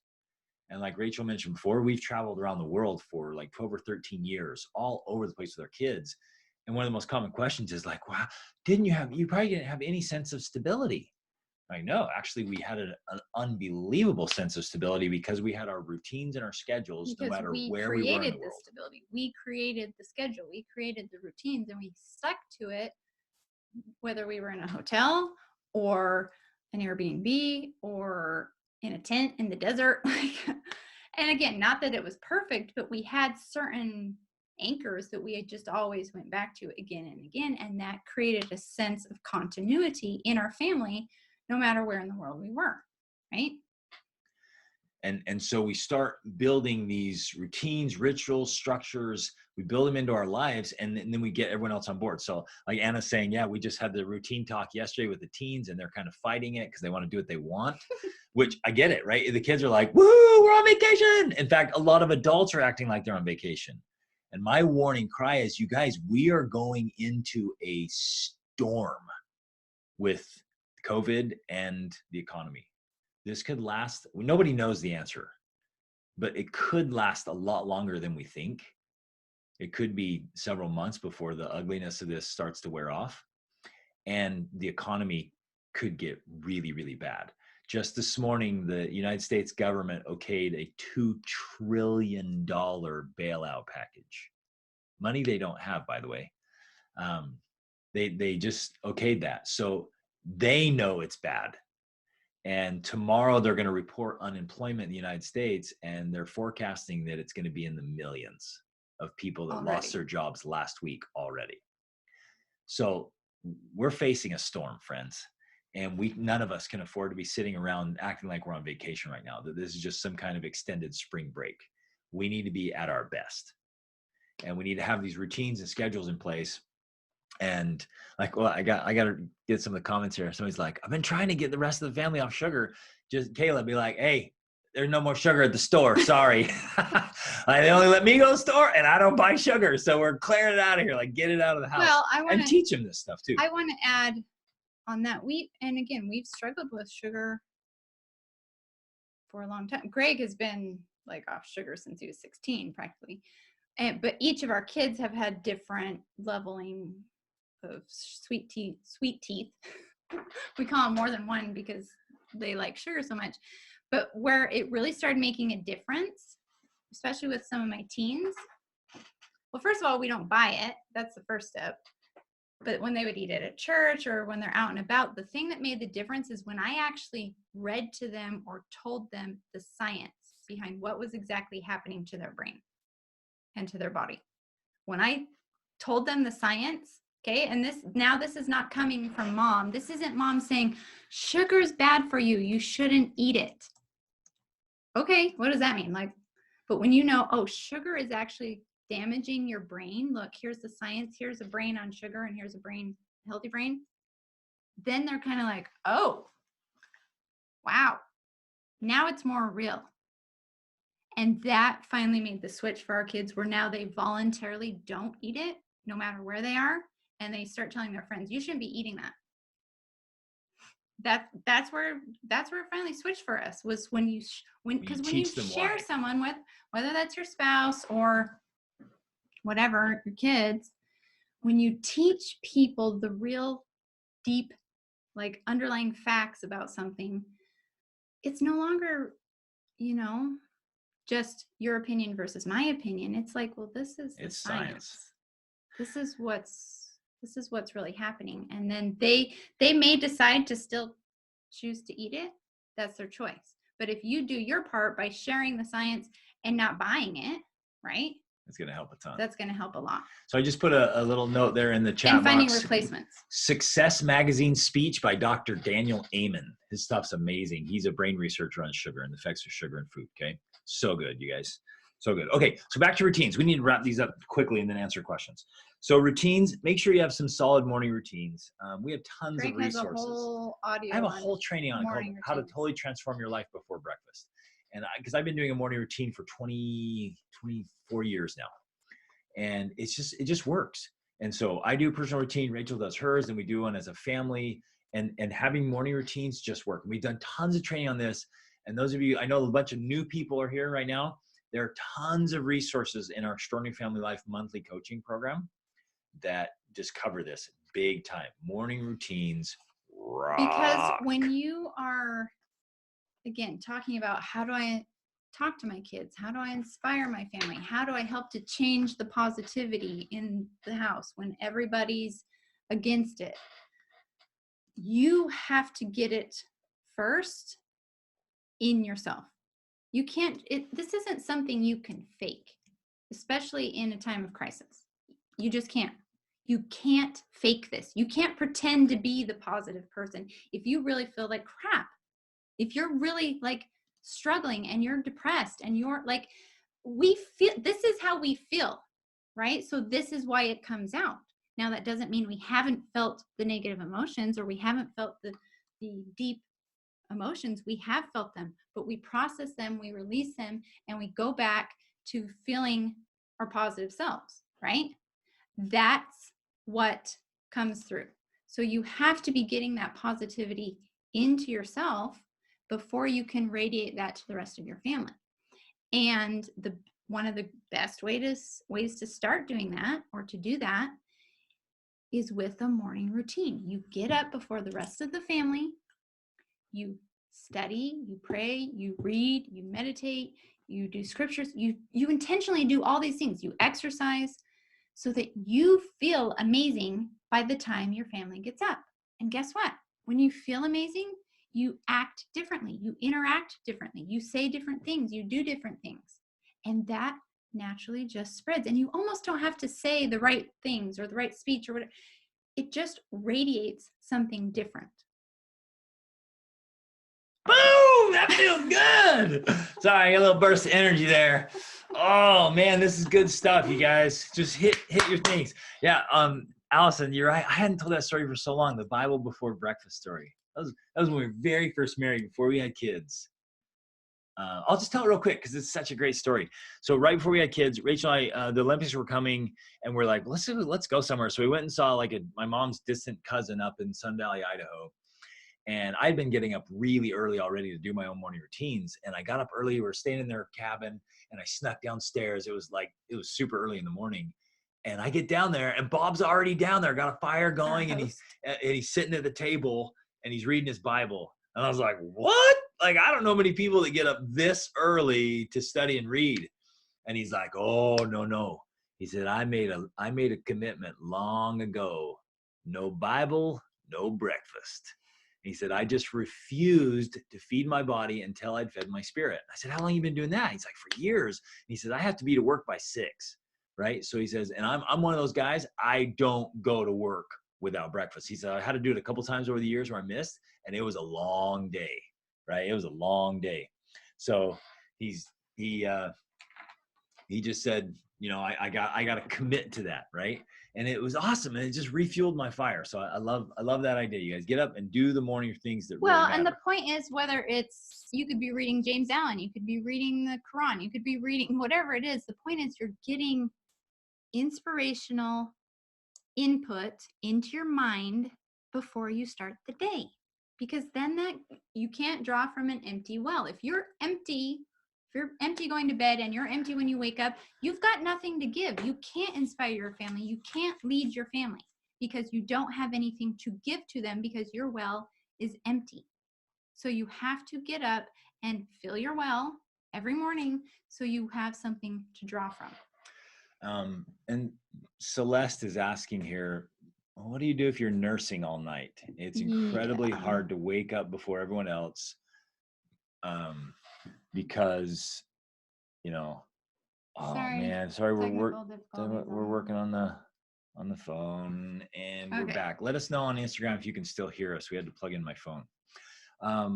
Yeah, you know, whenever I was nursing, I didn't really struggle with this. I was able to get up early. No, that you got to remember times and seasons, Celeste. Yeah, remember times that's and why seasons. When you have a baby, literally the rules are out the door. It's just not, it's just a different world, okay? It's just not the same. And so with that, you do what you can. I would sometimes, okay, this might sound crazy, sometimes I would have an audiobook on my phone, and if I was awake at night, I'd put in my headphones and I'd listen to an audiobook while I'm nursing the baby. Or I would. Or should we try to go to bed extra early? Yeah, or I'd when take they care of would the go kids. to bed early, I would go to bed early. Like I just got more sleep when I could. And then when I'm nursing a lot, I would have books like all over the house, you know. And so if I sat down at the couch to nurse, I would have a book there and I would read while I was nursing. So I would use nursing time for reading time. Yeah, it doesn't necessarily have to be in the morning, especially in situations like that. I would just get creative, and I would have different spots with different books. So if I was sitting there nursing, I could read. Okay, let's hit this. So my friends, your routines will bring sanity to your family. And stability. Sanity and stability. And so grounding. Make sure you have routines in place. Again, I've had a lot of calls already. There's going to be a mental, emotional storm come out of this, because a lot of people are going to crack mentally and emotionally because they're not taking care of themselves. They don't have any routines. They don't have any schedules, and they're consuming negative stuff. We thought there was an overload on the system for anxiety and depression before. I ain't seen nothing yet, because people are literally going to crack under their lack of good, solid routines. Get your routines in place. So morning routines, daytime routines, evening routines. And I want to talk about the kids that fight it, right? Because obviously that's an issue. Yeah, your kids are going to fight it. My kids will still fight it. Now they're used to it more now, so it's easier for them. But if I come up with a new thing, I'm like, oh, we're going to add this to our routines. They're still like, oh, we got to add something else, you know? What I do is I just make the things they want to do. And you might think this sounds mean, but this is what works, right? I make the things they want to do conditional on whether or not they comply with routines. Now I explain to them, this is the routines we're having, and this is why we're having it, and here's the science behind it, and here's, like, I give them all the reasonings. And it's not just like, you do it because I say you do it because I'm the mom. That never works, by the way. Yeah. Nor does the dad lecture work. Doesn't work. But if I explain it to them and everything, and they still don't want to do it, I say, well, fine. If you don't do this, you don't get breakfast. Or fine, if you don't do this, you don't get to use the internet. Or fine, if you don't do this, then you don't get to talk to your friends. Like, whatever it is that they want to do. Too many people, I think, try to have routines and schedules and whatever, and their kids don't comply, or they fight with it, but then the kids still get to do whatever they want. Well, yeah, why would they do it? it's more work, it's more effort. It's, it interrupts what they want to do. So why would they do it? They have to have a reason to do that. And the reason is, well, you don't get the things you want until you comply. And here's why. And Teach here's them. why, Yeah. because it makes family life go easier. Because it's actually better for your brain if you go to bed at this time. It's actually better for your body if you do this. Like, I explained to it why. And I'm like, my job as your mother is to help you develop habits, because, and then I have them quote the habit quote that we had them memorize. You are the kind of person you are because you've developed the habit of being that kind of person. And the only way to change is through habit. Have them memorize They that have that first, memorized. and then when you I'll talk to them say, about it, they're like, oh, my yeah. job is to help you develop good habits until you are responsible enough to develop your own good habits. So I'm going to help you, and I'm going to incentivize you, and I'm going to provide consequences for you if you don't do that, because that's my role. And when you grow up, you can decide whether or not you want to keep these habits or not. But right now in our family, these are the habits we have, and here they are. And if you want these things, and they might go off and be like, well, I'm not going to do that. And I'll be like, fine, you don't have to.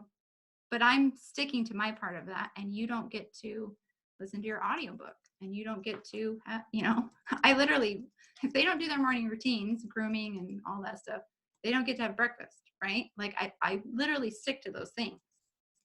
That's how you help them to get into the habit of doing routines, is you make it real with real consequences. All right. So people are asking for the quote. I'm just going to put a little bit of it in there. It's by Albert Gray. It's an essay called The Common Denominator of Success. Read the whole thing with your kids. It's only 6 pages long. We could literally bring our kids in here right now and they could all quote it word for word. It starts with every single qualification for success acquired through habit. Should we just do the whole thing? Men and women form habits, and habits form futures. If you do not deliberately form good habits, you will automatically or unconsciously form bad ones. You are the kind of person you are because you form the habit of being that kind of person. The only way to change is through habit, right? Whoa, that's so good. And we say that over and over again because everything comes down to habit. So if your kids know that because they've memorized it, then you realize when you institute a new habit because you've learned something new because you're constantly reading new books, they're like, oh, a new habit for us. Okay, so now we're going to talk about systems. So the third one is systems. So first we do energy. Second, we do routines. Third, we do systems. You guys have heard me saying we're not going to spend a lot of time on this because we've talked about it a ton, and you guys can access the other videos and resources. I want to, compare real quick. A routine would be like I get up in the morning and I have the routine of doing these things, right? And then after my morning routine, I have this. That's your routine throughout the day. The system would be, okay. Let's get real specific with that. I'm trying to, but you're interrupting. Sorry. The system would be when I sit down at my desk to do my morning routine, I have all of my stuff ready so that I can do it. I'm not I have a system set up for success. I'm not getting up in the morning and like, oh, well, I wanted to read, but I can't find a light and I can't find my book. Where are my running shoes? Where's my running shoes? So I can't work out. Those are the systems. You have to have the systems in place in order to succeed. Can I throw out a warning here, a little bit of a rant with love? Most of you have systems that are sabotaging your success. I'll say that again. Most of you have systems in place right now that are sabotaging your success. So let's say you want to lose weight and get in shape, but your pantry and your fridge are full of junk food and sugars and crap. And your treadmill is covered with stuff. You can't even find it. And your shoes, who knows where they are. So your system is sabotaging you. You don't have a system for succeeding. If you set up the systems, and I would this is my Bible for systems, is Atomic Habits by James Clear. Read that book. You have to set up the systems. The reason most people don't succeed is not because they have less willpower or less motivation or less desire or fewer goals, right? We think all of those things. The real difference between people that actually succeed and people who are not succeeding is the systems. When you have the systems that help you succeed in place, then success then becomes easy. It becomes automatic. You're now not, like someone asked before about, it's just so exhausting. That's probably because you have the wrong systems in place. It's probably because your systems are sabotaging you. And so it's a lot more work to do the things that you want to do because of your systems. Your systems are keeping you from doing what you want to do. So it takes a lot more energy and effort to do it. Yeah, baby. Woo! Yeah. Yeah. Get organized, set up systems. And that, you guys, that's going to help you influence your kids too, because if you set up systems, yeah, we have classes on systems. Because there's literally a system for everything you would want to do. If you want to exercise, you have to come up with a specific system for whatever it is you want to do for your exercise. So creating systems is like a mental thing that takes a lot of effort and time. But once you set up the systems, it just facilitates your success and it makes things easier in the long run. It's the simplicity on the far side of complexity, right? And the good news is you guys are happen to be looking at a systems goddess who for years has been implementing systems, and we've shared them inside of our coaching. Now, yeah, so like pictures, diagrams, those of charts. You who are already members of the Extraordinary Family Life Group coaching, which that's what this is. It's just free today for everyone. I've got all of my charts in there. I've got my morning routine charts, my evening routine charts. I've got the chore charts, the internet checklist charts, the cell phone agreement charts. Like I've got so much stuff in there, and that's a resource. So if you go in there, you can go to, on the left-hand side, you scroll all the way down and it has resources, and it has literally all of my charts. So that's a place to start. Which you guys is, and that's it. That's how do you stick to a routine? I got a question here. And where is all that? It's on the left-hand side, all the way down under resources. When you log in, how do you stick to the routine? Family Life Group coaching. The system gets you to the routine, right? So all of these, so you have energy, routines, and systems, like they all work together. Awesomeness, right? They all support each other. And if you have the right system in the place, it's so easy to keep the routine. It's so easy. If you have a system for getting to bed at night, then it's easier to get up in the morning. And I don't have my alarm next to my head with a snooze system that most of you use. You go to bed too late and you hit snooze. Like I know a lot of people who are strategic. They're like, my alarm goes off at this time and I hit snooze 3 times. So that means I get up. I'm like, what are you doing? You're like, move that thing across the room and get your butt out of bed. Like, let's go. Instead of torturing yourself 9 minutes at a time. Like, right? Set up a system that supports your routines and your energy levels and what you really desire. And those of you who are new, sorry, I want to share this. Those of you who are new right now, we're doing a Corona special on the monthly membership. And so you can jump in, like take advantage of all these resources and all the previous trainings. So, and then the question with how do you stick to the routine? Yeah, our routine is not 100% every day. That's just not natural. We are human beings. So we do 110 is what she's saying. No, that's not what I'm saying. You get off, right? The routines get off. Something happens. Somebody's sick. This happened, whatever. But the point is you have to come back to it. You regroup. And if something went wrong, if the routine got off, you analyze it for one thing. Okay, what happened? Why did it get off? Why did it go wrong? And then if it's a, say, one-time thing, right? Well, they were sick. No wonder that's why. Then you just come back. Now, if it's something that's sabotaging you over and over again, if you're like, oh, the reason why I'm not getting up is because my kids are keeping me up till midnight, then that's when you have to change the system, okay? How can we get the kids to bed earlier? How can we get them to bed, you know, whatever. And then you come up with a system for that. Do you see how all the systems are interconnected? It's not just one thing. They're all interconnected. So the system for dinner time can be affecting your bedtime. And the system for going to bed is affecting your waking up in the morning. And the system for waking up in the morning is affecting the rest of your day, which then affects bedtime, which then affects, do you get it? Right? On and on. So you have to see, okay, what's the key system that's throwing us off here? Maybe it's you're having dinner too late, eating dinner late, eating late. In fact, if you want to study more on eating and the brain, you shouldn't be eating past like 6 or 7 at night, because that throws off your sleep. and it throws off going to bed. So we have dinner at like 4 or 5 in our house. And then once dinner's done, then we start the bedtime routine so that we're going to bed earlier. All of it is interconnected. And if something's throwing off one of your systems, you have to adjust that, make changes in that so that you can then get up earlier or whatever it is you're trying to do. You have to look at all of them. They're all interconnected. Make sense? And so awesome. Okay. You guys will love this stuff. Okay, we got lots of good questions here. So here's the link to sign up. Some of you are saying the link was not working. You know about that? Several people said they tried to sign up, the link was not working. There's a link right now. That should work. Let us know. And you can message us, get in touch with us. Mary found the Albert Gray piece in there. Albert Gray is in there. And then Mindy, you were asking, where is it? Where is it? So there's the 28-day challenge course that's part of the Extraordinary Family Life Coaching course.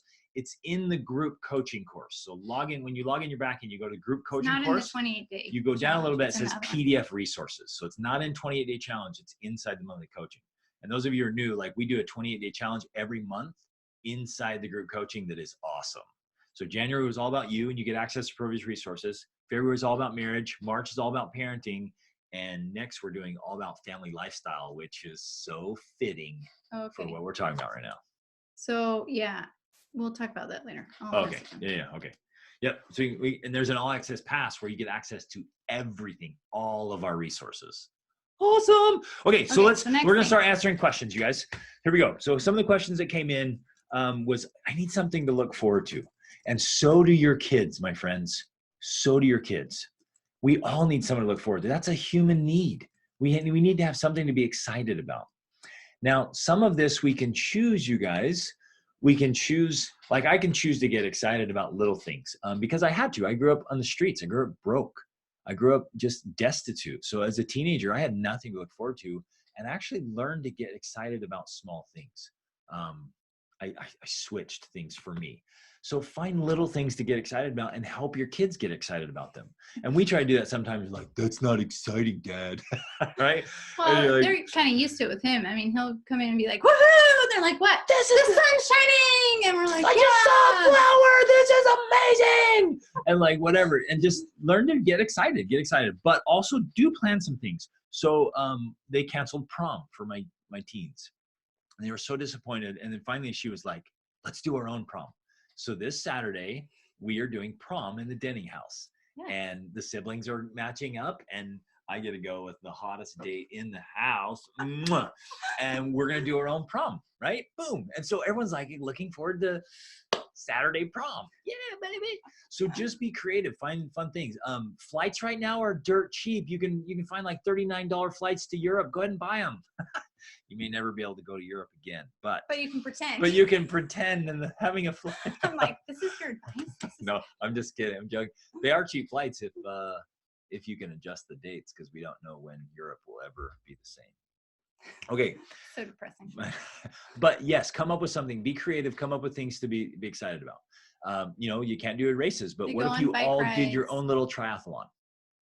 Like, what if you staged your own little triathlon?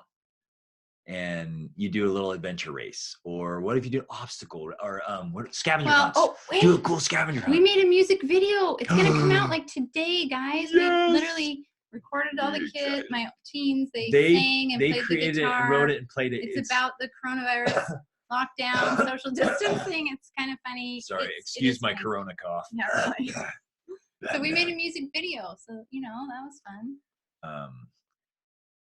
That's sweet. When I commented on it, she said, when you smile really big as you're sitting in bed, you feel happy. Yes, yes, yes, Shannon. That is awesome. Her daughter just got up and said, where did you learn that? From my own head. From my own head. Awesome. Yes. When you smile really big and big. You feel good. Actually, that's true. So they took 21 clinically depressed people this was at the University of California years ago, and they did a study, and the only thing they had them do was smile. Big cheesy grin. Everybody do it right now. Big cheesy grin in the mirror, and they had them hold it for 20 minutes. You literally, it releases serotonin into your body. You can't help but laugh at yourself, and you start feeling better. So have like Smiling party. smile devotional every morning, whether you like it or not. Everyone smile at each other and you just start giggling and laughing and you're going to feel better. Or even if you just start doing it and they think you're retarded, Just walk they'll around. start They'll laughing laugh at you because you're like, Mom, you're so stupid. What are Yes, you do doing?" it, people, do it. Or there was these funny videos years ago where people would go to a bus stop where everyone's just standing there. Remember these? Mhm. And they would just start laughing hysterically. And they had hidden cameras everywhere. And they'd go and it's all these people standing there, everybody looking at each other. And this guy would be like, person would be just like laughing.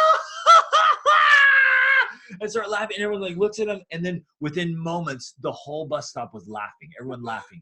So just generate laughter. And you guys find funny memes. There's no end to funny memes and funny videos. And just spend some time laughing every day. That's going to help. Have something to Mary look forward said to. they were thinking about having a no contact dance party in the cul-de-sac. Yeah, I actually Yes. saw a video of that.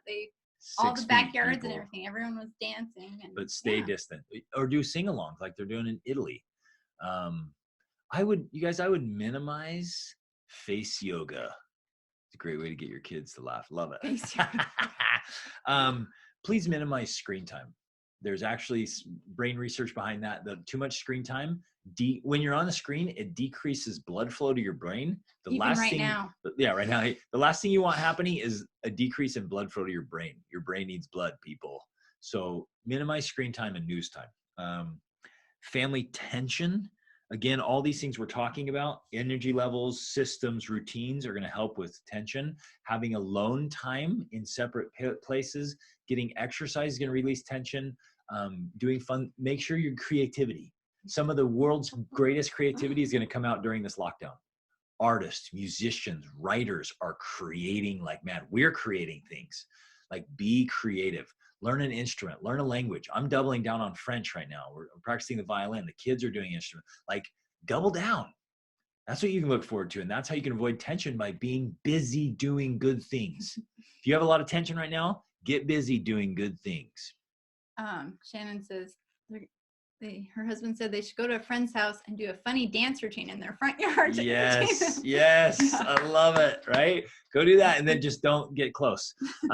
Smiling in public right now is frowned upon. Yeah. Makes me want to do it more, right? Just keep your distance. You know what? We went to Walmart and stuff, and I have been smiling, and I think people are gloomy. A little bit gloomy, but the people I did smile at, I almost felt people were being nicer. Like, some guy wanted to help with my card and like all these different things. Part of me was like, oh, you're getting a little too close, but they wanted to be more helpful, and they wanted to kind of like want to reunite, recognize, hey, we're all in this together type thing, you know? Yeah. Children in our neighborhood were drawing and writing encouraging words in chalk in our driveways. Yeah. Love that, Kathy. One of my coaching clients, he said their entire HOA neighborhood, they would have a theme each day.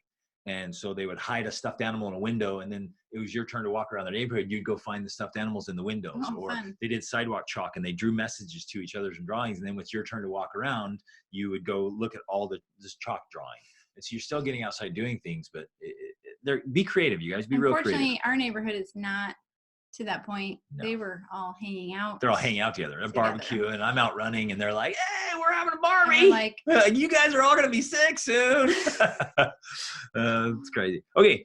How do you talk to your kids about this stuff? Again, it depends on their age. It depends on their mindset. Well, if you have specific questions, we have some brilliant. Daughter just walked up. You're on a call with Greg Denning? Daddy, isn't that your dream? That's awesome. Yes. Oh, that's awesome. I love it. We have some brilliant minded children who their minds attached to everything. So when we talk to them about it, we're very vague and careful and say everything's safe. We're all good. We use different words. Like, you don't want to incite any fear. And so then we have them go in the other room. And then when the teenagers, I'll tell them, hey, look, you guys are mature enough. We want to tell you what's happening here, right? The sky is falling and the earth is coming to an end. Like, we're just going to put it bluntly. No, I'm just kidding. Just kidding, you guys. Just kidding. But we were straight with them. We're saying, hey, look, the economy is going to take a gigantic smashing hit. It really is. And a lot of people are getting sick right now because they're not locking down enough, and it's spreading. And it's a reality. And so we just talked real with them, not scary, not sensationalism, not doomsday. And our one daughter was like, great, I'm never getting married or having kids, right? That was her conclusion. I'm like, no. That's not the conclusion. Just chillax. But it is going to be tough. And so we all need to double down. And so we went and level up. We all need to level up. Like, this is the time to level up. This is the time to get your courses. This is the time to get coaching. This is the time to buy the books. This is the time to plant your garden and grow all kinds of ridiculous amounts of vegetables, which we're doing and we're so excited about. This is your time to be at your very best. So stop acting like you're on vacation. I love you guys. Love you. Like, virtual hug. Like, it's time to get after it, people. Time to get after it. And okay, even say, hey, don't scare them though. Don't be careful you do this so it's not scary.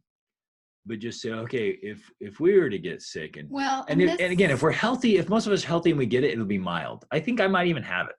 Like, I'm just gonna throw that out there. You're just gonna throw that out there. I'm gonna throw it out there. These are weird symptoms. I've never had any symptoms like this, but I still go out running and I don't go near anybody. So no one, but I still go for a run every day. I'm still working out hard. I'm still working. I still got enough energy to power a small city, but it's just weird congestion thing. It's weird. Yeah. I don't. Anyways, on another note. That's a whole nother topic, it's all good right here. If anyone would actually come test me, but there aren't even doctors left in this. I don't know if there ever were doctors in this part of the world. Yeah, I don't know if we want to go down this whole rabbit hole or not. Let's not. Okay, let's back to your questions. That's what they want to talk about. How can we? Allergies. Is this first spring in Georgia? Is it allergies? Who knows? I guess. Maybe. I don't have allergies to anything. Like, no nose stuff, no eyes stuff, just chest stuff. All right, now we're all going to be worried about what I have. Yeah. The Savannah crud. Maybe. Okay. How do we serve and help others with distancing? Well, wait, I was going to talk a little bit more about that. Okay, go. About talking to your kids, preparing if they get sick. And again, this is going to be different for each of you because it's going to depend on your own family situations. We don't know your health. We don't know your immune system. We don't know your health history. We don't know your family's history, right? So you each have to be able to talk about that in a way that is real without being overly scary, right? For us personally, we are very healthy in general. We eat great food. We don't do sugar. Exercise all the time. We exercise all the time. Like, we're super healthy, right? Because we invest in our health. Like, that's our health insurance pretty much, is we invest in our health. We invest in food, vitamins, supplements, all of that. So for us to discuss it with our own family, our thing is we're not worried about getting sick. If he is sick, right? Or if any of them get sick, we know they're healthy and we feel like we are prepared to deal with that. Because the symptoms are mild for generally, most people. And we're just super intentional about dealing with it. Like, we rarely get sick anyways. Like, I can hardly remember the last time I get sick. And usually what happens if we feel like we're getting sick, this is what has always worked for us, is we up the vitamin intake. We take vitamin C, garlic, oregano, like all these different vitamin D. We up our vitamin intake, and that usually handles anything that's coming on. So us getting sick in general is very rare. So we have a whole different strategy and approach. So when we're talking to our kids, that's what we're discussing, is those things. And so we say, okay, if we got it, we're going to be fine because we have strong immune systems. We're healthy. We eat good food. I mean, we say all these things to our kids. We're not eating sugar. That's another reason you shouldn't be eating more sugar right now, because sugar kills your immune system. And we discuss all of that, right? If we had some sort of, say, lung issue or some other immunity issue, or we were dealing with something else, right? That's going to change the conversation, because then you have to talk about the realities of, that actually weakens an immune system and that puts you more at risk. You have to be able to know the facts. And I think that's where, for me anyways, doing the research helps me, because then I have more information. And when you have more information, you have less fear. You just have the facts, right? Instead of fearing the worst case scenario, you have the facts of like, okay, this is the reality. So this is what we can expect or hope or plan for. Because knowing the worst case scenario doesn't mean it's going to happen. It just means you have now more information to help you prepare and prevent that from happening. Can I throw in a little side note there that she mentioned? You guys jot this down. Fear is a feeling, not a fact. Fear is a feeling, not a fact. Okay, we often let our thoughts run wild with worst case scenarios, and that's why we get so scared. And the fear is a feeling, not a fact. And so you can challenge your fears. In fact, Dr. Amen calls them ants, A-N-T, automatic negative thoughts. And he's like, challenge your automatic negative thoughts. Say, hey, is that true? Is that a fact? And the reality is like, no, it's just one of my fears. Can I know that for 100% that this thought is 100% true? That I'm going to get sick? No. And if I get sick, I'm going to die? No. Right? And so don't let your minds run wild. We let our imaginations imagine the wrong things. We put them to work in the wrong things. Okay, we good on that? Yes. How can we serve? More questions. And keep coming questions. Keep putting more questions in the chat here. How can we serve others? How can we be of service and kindness? There's going to be an unbelievable amount of service. A lot of you are going to be called on to help lead. Some of you are going to have extra supplies of toilet paper that you're going to need to share with your neighbors. Just throw rolls. Go toilet paper your neighbor's house. Just one roll at a time, though, and they will love you. Don't put on the trees this time, right? Just like the front door. Oh, man, if you went around your neighborhood and you just put one roll on each door, what an act of love and generosity right there. Only if you have extra. Only if you have extra. You could, I guess you, I was going to be like, never mind. You could hose people. Never mind. You could create your own bidets with the hose bidet. There's just so many jokes about bidets and anything. Okay, so it's going to require creativity, I think, and obviously technology. Well, okay, but you could go around and maybe you have a walking cane or a stick or something, and you knock on a door and you stand off the porch and you say, hey, I just want to check in, make sure you guys are all good. How you doing? And check in with your neighbors. And if you have extra food storage and you know people like may not have enough food, share some food for reals. And if you have financial savings set up and you know that neighbor just lost their job, stay in touch with them. And if you realize there's a point there where you could buy them some food, that might be a good time to do it. Like, things are going to get ugly for a lot of people. I know people have already been laid off and lost their jobs already. Personally, no. I personally know them. It's coming. I heard one brilliant business guy said, what if half of the businesses in America get shut down because of this? I mean, there's a big economic crash coming, okay? We're going to get through it. We'll survive. But for some families, things are going to get really tough, and there's a lot you're going to be able to do. Some of you are just going to need to be leaders emotionally and mentally. You're going to need to share the stuff we just shared. Share this video after we post it. Share the things you've just learned. Share them with your friends. Share them with your family. There are people right now who are collapsing. Their marriage is deteriorating. Their family is falling apart right now. They are just overwhelmed with worry and fear and tension and contention, and they don't know what to do. And we've given you guys some tools today. Share them. Like, give them a link to our stuff. Somebody mentioned my podcast. I got 100 episodes on there. The last 4 or 5 episodes are all about how to process this and handle it and what to do about it. And we need to be leveling up right now. We need to remember that even the simple things of a little phone call or a text or, just checking in on you or all of that, we can still keep using these tools. We don't have to, just because we're social distancing, right? That's a physical distancing. We still can be active and be social online. That's one of the amazing things about the time we're living in right now, is that we're not limited. Can you imagine if this was like, even when I was a kid? The internet started when I was a kid. If we were doing this now, well, I mean, I remember it coming out. Did you invent it? I invented it. We didn't have this, right? We would not be doing this. We would not be posting on Instagram and Facebook and all that. Like, it would be a lot lonelier if it happened then. So I'm grateful that we have all of this technology now, because it allows us to still see each other on the computer, if nothing else, right? Yeah. Love it, man. So- You guys, so many good things coming in. Allison said they made some signs and stood out in front of people's windows to let them know we miss them and love them. That's Yeah. awesome. That's a great all thing. those simple things. And I it's thought in about person, like not close, but it's in person. That feels really special. You could write some handwritten notes and then spray them with Lysol or something. Well, I was just going to say that. I had an idea that I was going to start writing letters Don't touch to our, this. because my aunt lives just 20 minutes from us and we can't see her. And I know they don't have any children. She's loved having my kids around us, her little adopted grandkids. We haven't seen her. We can't see She's her. missing it. We're And missing she's her. really sad about that. So I thought about writing letters, but I'm like, maybe I need to sanitize them or something first. I don't know, just in case. But think of stuff like that. Somebody turned a little free library into a little food bank pantry. I love that. So some of you have already lost a source of income. Okay.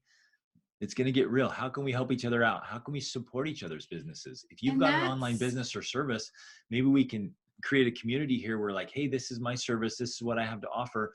And we can share it and try to help stir up the economy again and say, hey, you know what? I have a friend that does this really well. Here's some of her work or some of his stuff. If you know of anyone that has some work, let's help sort of generate some income here. And we help each actually other. did, was it last week? We did a whole training talking about this specifically related to your business, hustling, creating extra income. And I will share that with you guys if you'd like. So we have a send it out. mastermind called a Freedom Income Mastermind that we do. It's all about financial stuff and how to hustle. But I to will work. be happy to email you that last week's training just for free. And I can just send it out to you guys. We need it more than ever. We need more than ever. Yeah, Machina, yeah. Not related, but really love your book collection. Oh, this one. This is just a little bit. We have 7 bookshelves down here just in our basement. Okay. So saw the other training is not included in the monthly. No, so that's a different one. That kind of in the all access package. It's for the Freedom Income It is in Mastermind. the all access package. So those of you who really need a boost right now for financial stuff, for starting a side business or growing a side business or just leveling up your financial world, that would be a huge resource. Eve, thank you. She said, it's not so much about fear, but the feeling of frustration that's getting to me. Yeah. I know it's an opportunity, right, for a lot of good, but right now I'm grieving my many annoyances. Mm-hmm. Same here. We're just like, I can't order my groceries on Walmart anymore, people. Our whole my whole travel system plan was. the summer's gone. You're talking about the travel plan all of to it. Europe. Yeah, but even groceries and get it. Amazon Prime, it takes like 2 weeks now. Who can survive that, right? So we're like, oh, our cushy life just ended like that, Corona. Right, so no, I totally get that. Yeah, we are facing that of like, oh, we used to do these things. Now we have to actually go to the grocery store to get groceries. Like, so archaic, right? I mean, it's funny. You guys, there's we some complain about frustrations ridiculous there, things. but And I love what you said, Eve. She said, frustration is a feeling, not a fact. Same. Oh, so beautiful. I just bought a computer Walmart to work pickup from home. is killing me. Yeah. Yeah, no kidding. Yep. Bought a book on Amazon Prime. It won't get here until mid-April. What is this world? Audible still delivers immediately, people. Still delivers immediately. We're good there. Gosh. The store where we go are out of art supplies. Our community. Oh, that's frustrating. And then Allison said she is a certified Dave Ramsey coach, right? So we have someone here, and he sent out a big list of things to do in dire emergencies. Which I'll share that right now. Really helpful. He's like, if you get push comes to shove and you get in some serious financial struggles, he said he has 4 walls. Wall number 1 is food. Feed your family. If you don't pay anything else, feed your family. He's like, even if you have to cancel your cell phone for now, and he for sure cancel the cable bill, people. Or Netflix, TV, or sell your TV, or just destroy it for fun. That's a good mental outlet or emotional outlet. Did I just say that out loud? Sell your TV. It's a great investment. The 4 walls, right? Yeah, take care of the 4 walls. So Allison knows this better than I do. It's food, utilities was next, then housing or shelter, then transportation. He's like, take care of those 4. If everything else gets neglected, so be it. Now, this is a worst case scenario when you're really coming down to crunch. And he even specifically said, don't worry about your FICO score when you need food, right? So if things get really bad, go to the 4 walls. But what I'm saying is, you guys, I'm trying to give you a heads up. And this is my podcast. If we've been about this, like, get after it now. Stop acting like you're on vacation. Sorry, I'm kind of going to coach mode here. Stop acting like you're on vacation. Get after it. Give yourself an advantage here. Work on your skills. Work on your knowledge. Learn languages. Learn new books. Learn new skill sets. Teach yourself how to do things that are going to be marketable and help you get more work. Well, and again, back to the whole thing that we're not doomsdayers, right? Because we're not. But Greg talked about in his last podcast, number 100, which was kind of interesting, fitting, I thought, that I think it's good advice, no matter what, to right now, instead of being on vacation, we're preparing. Maybe we're tightening down a little bit. And we kind of told our kids that too. We're like, we don't know what's going to happen. We're going to tighten down. We're going to, bring everything in, cut the expenses that aren't necessary for now. We're going to prepare. We're going to save. We're going to plant a garden. We're going to, hustle. Because we don't know what's happening. None of us do. Now, worst case scenarios are obviously really bad. Best case scenarios are still pretty bad. Still kind of bad. And we're not doomsdayers. This is a reality check. For those of you who don't know how to think on a macro level, like, the global economy is going down. And our kids have said, rebuild. We have never seen you guys like this before. You're usually against the grain, right? And we're like, yep. But there's a time and place when you take things seriously and you change your habits. You change what you do. You change the way you think. You change the way you respond. And I think that this is one of those times. This is the most serious thing we've seen. Live on Instagram is gone. This is one of the most serious things that we've seen and that our parents have seen. And we don't know. None of us can predict for sure what's going to happen. Now, I hope maybe it's all wrong. All the predictions and everything are wrong. That would be great. And look, when the government writes a $2 trillion check, they're aware of something that's gone wrong already. And here's if this was just happening in the United States, us being global citizens, right? Because we've lived in 37 countries or something, we would say, oh, the United States is overreacting. Their politicians are crazy, right? But this is happening everywhere. Everywhere. That's something big. And because it is such a global world right now, our economies are very tightly connected. Yeah. And it's going to affect everything everywhere. Yeah, it's so crazy nuts. Looking at that from that macro level, yeah, we are making some changes here. We're doing things differently and canceled our travel plans for this year, and that's a big deal. So we just want to make sure that all of you are taking this seriously, not in a scary way or panic way or overreacting way, but like, take it seriously. Like, set yourself and up, use give yourself this an time advantage right now to prepare. Again, like we're saying, yeah, if you want to watch Netflix once a week, great.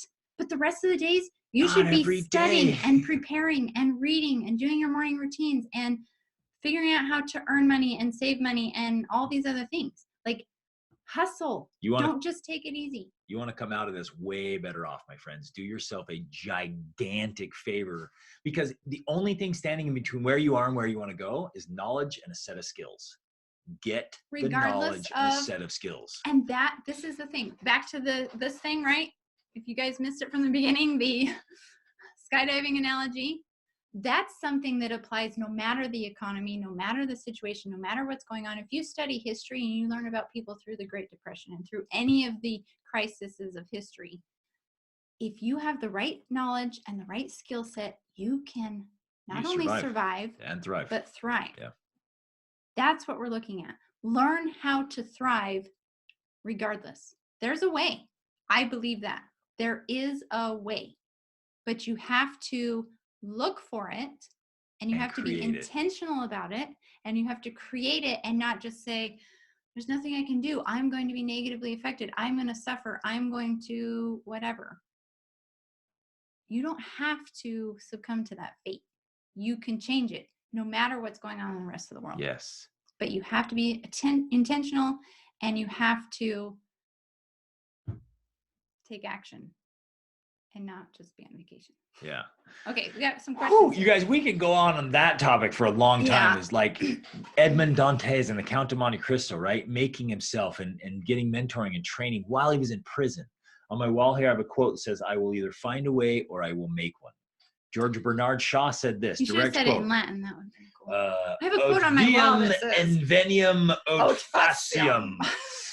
And George Bernard Shaw said, people are always blaming their circumstances, like COVID. He says, I do not believe in circumstances. The people who get on in this world are those who get up and look for the circumstances they want, and if they cannot find them, they make them. That's a direct quote from George Bernard Shaw. We've got to think like that. Viktor Frankl. Okay. Yeah. Concentration Right camp. Where's his quote? Just share it. I can't remember. You better share it. No. Which one? Well, he says his whole story, and read The Hiding Place. Read And There Was Light by Jacques Lucien. Read Man's Search for Meaning by Viktor Frankl. They all say, no matter what happens in the worst of circumstances, we still get to choose how we react and respond. The last thing they can never take away is our emotional attitude, our mental attitude. We still have a power of choice. And they did incredible things, even in concentration camps. So it's such great messages and reminders for all of us. Okay. Hopefully Melanie's saying they have a trip to Switzerland in September. Oh, I love Switzerland. I hope.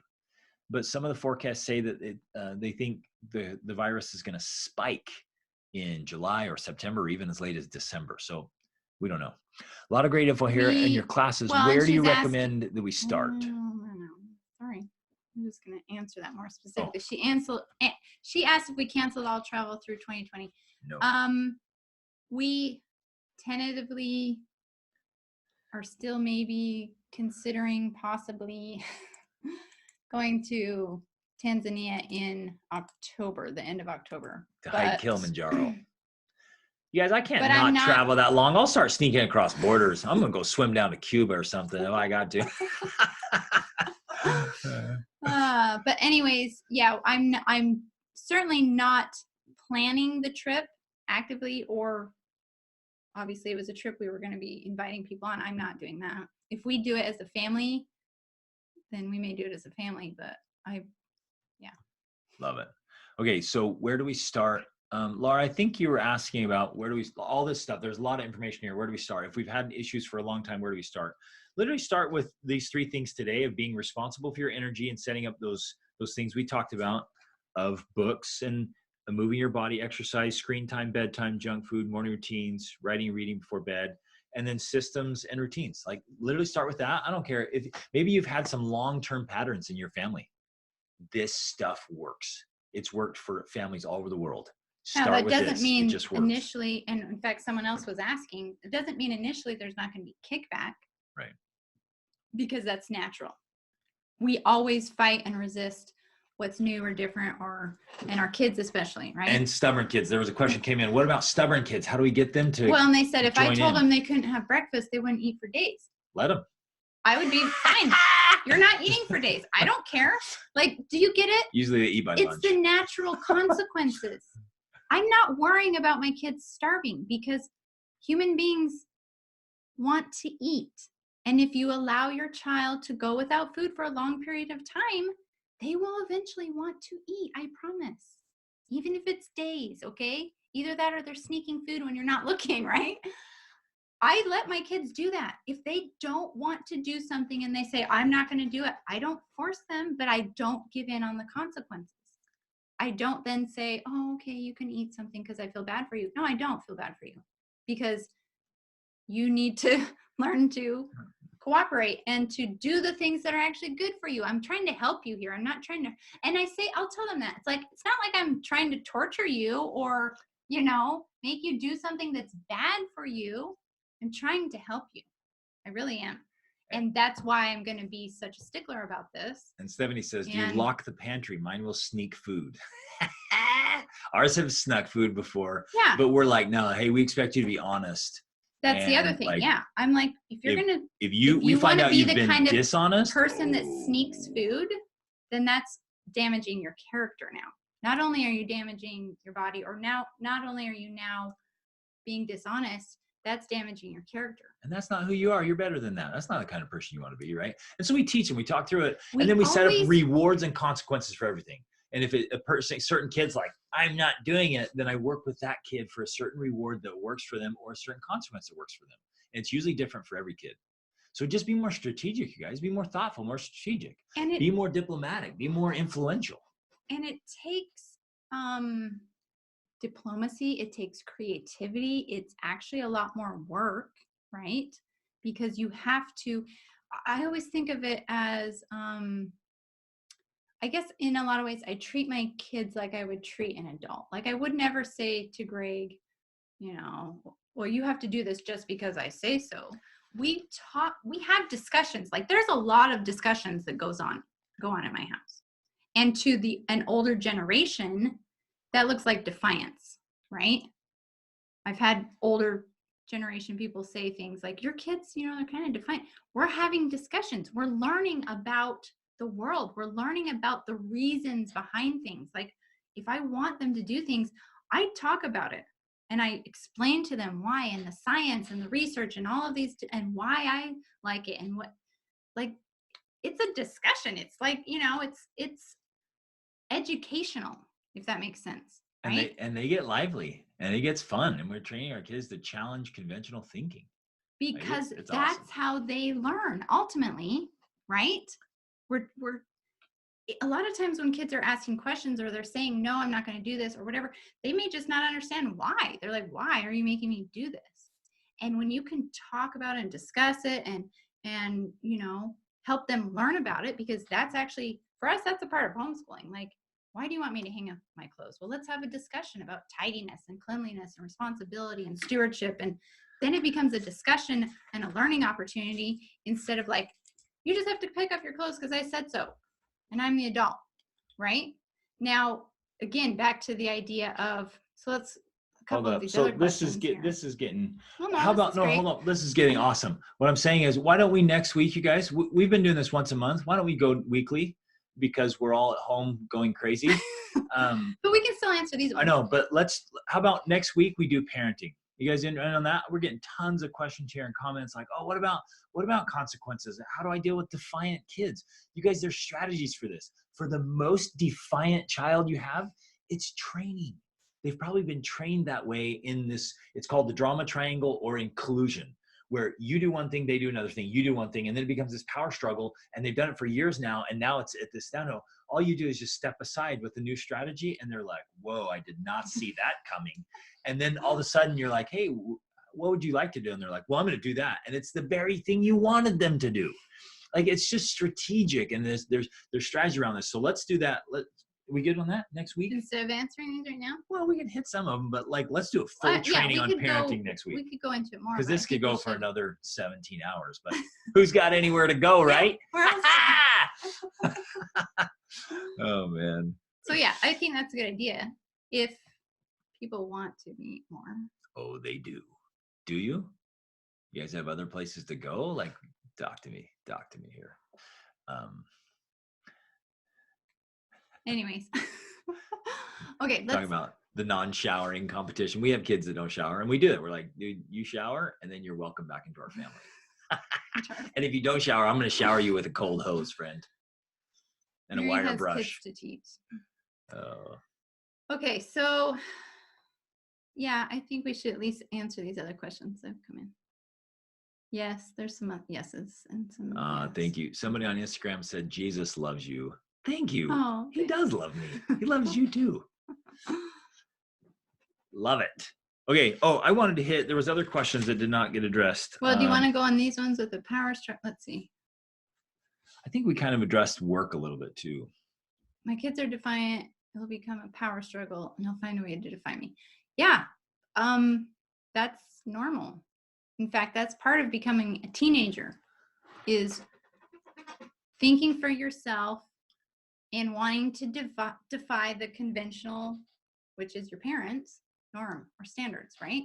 Which is, it's personal, not biological. No, I'm sorry. Sorry, wrong Opposite. way. Whoa, it is biological, It's biological, not personal. It's in the brain. It's happening. It's nothing against you.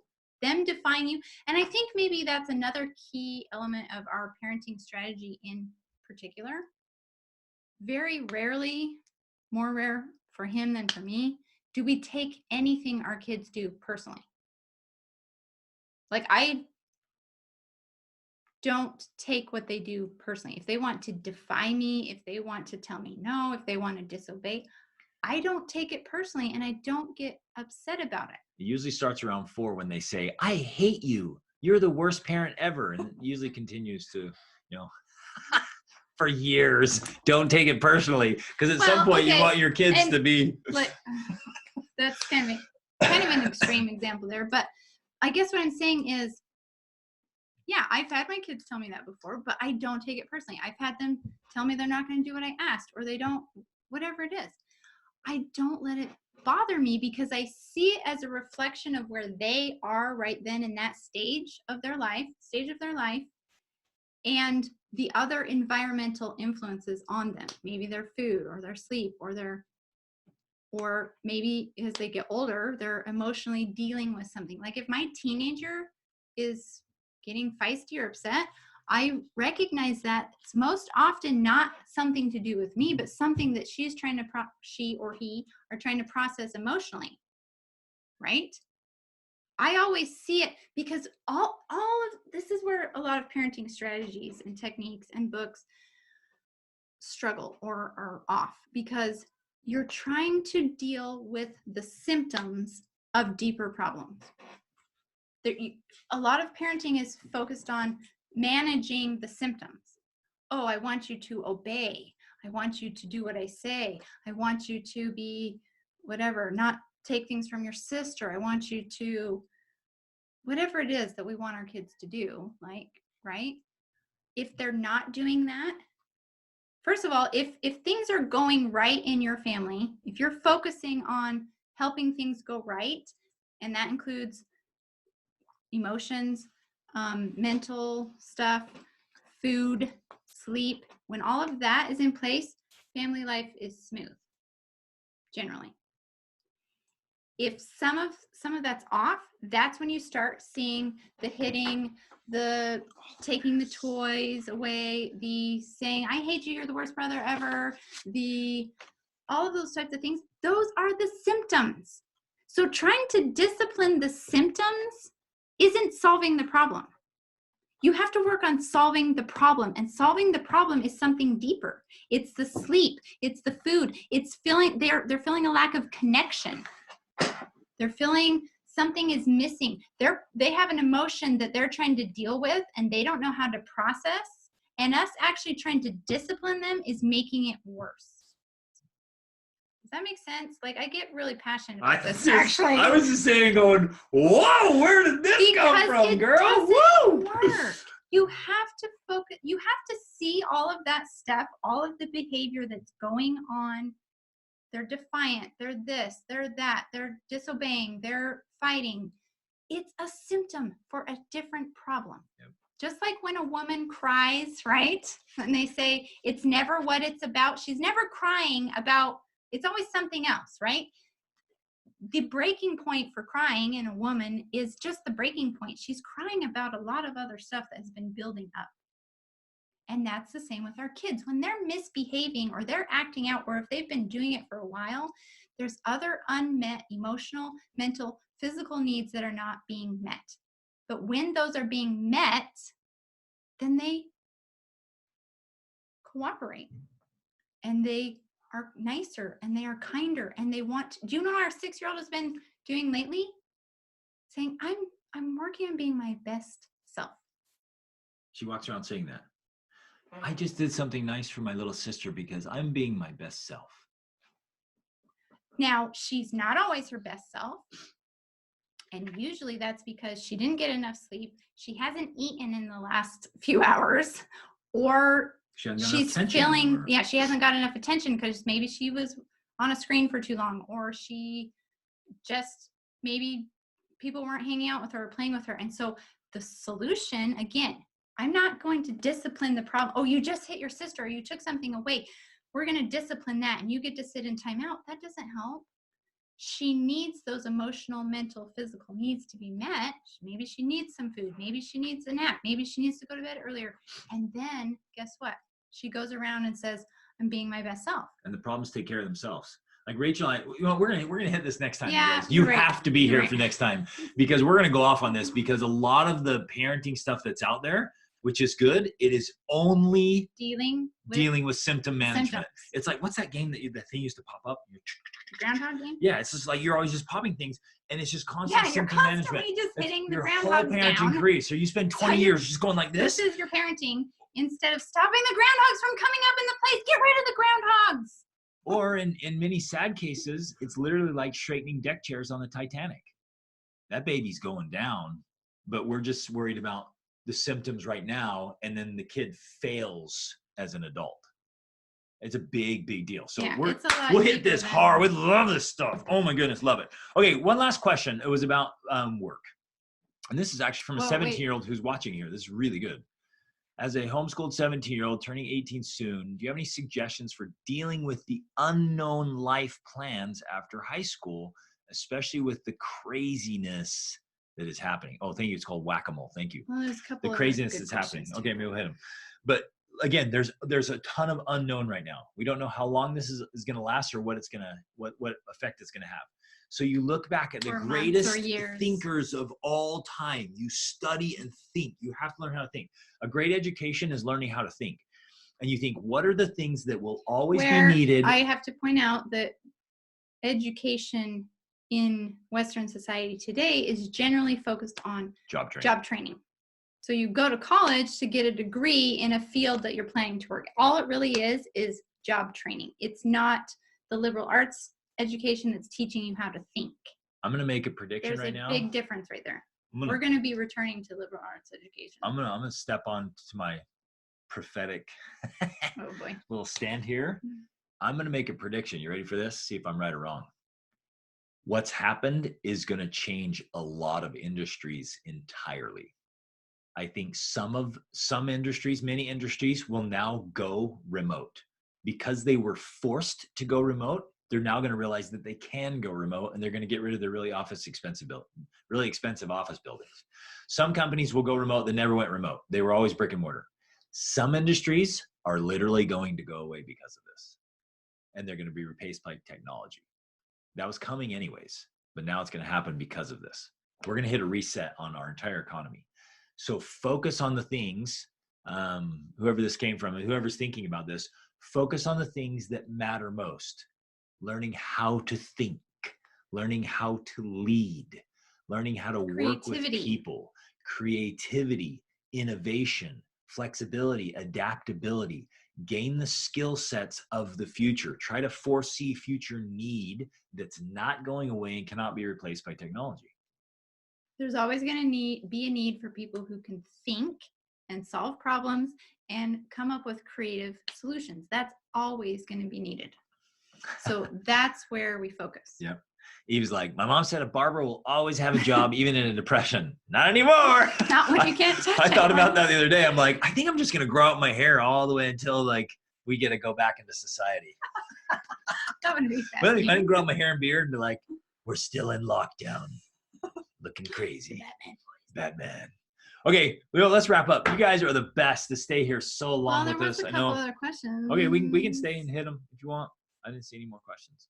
Is something about throwing drugs at them? Right. And well, they're drugging a lot of kids because they don't have the strategies to help, and so they're drugging them. No, wait.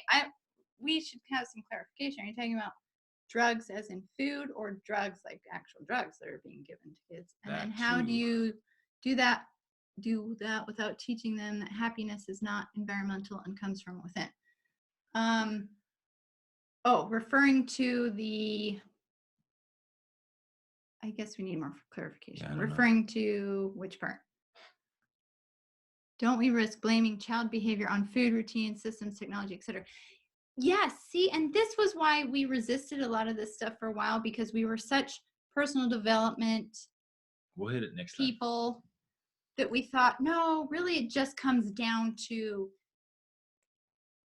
making up your mind to do it and doing it, right? And that is a key element. It really is. We can't negate that, right? You do have to take ownership, right? And we will tell our kids that.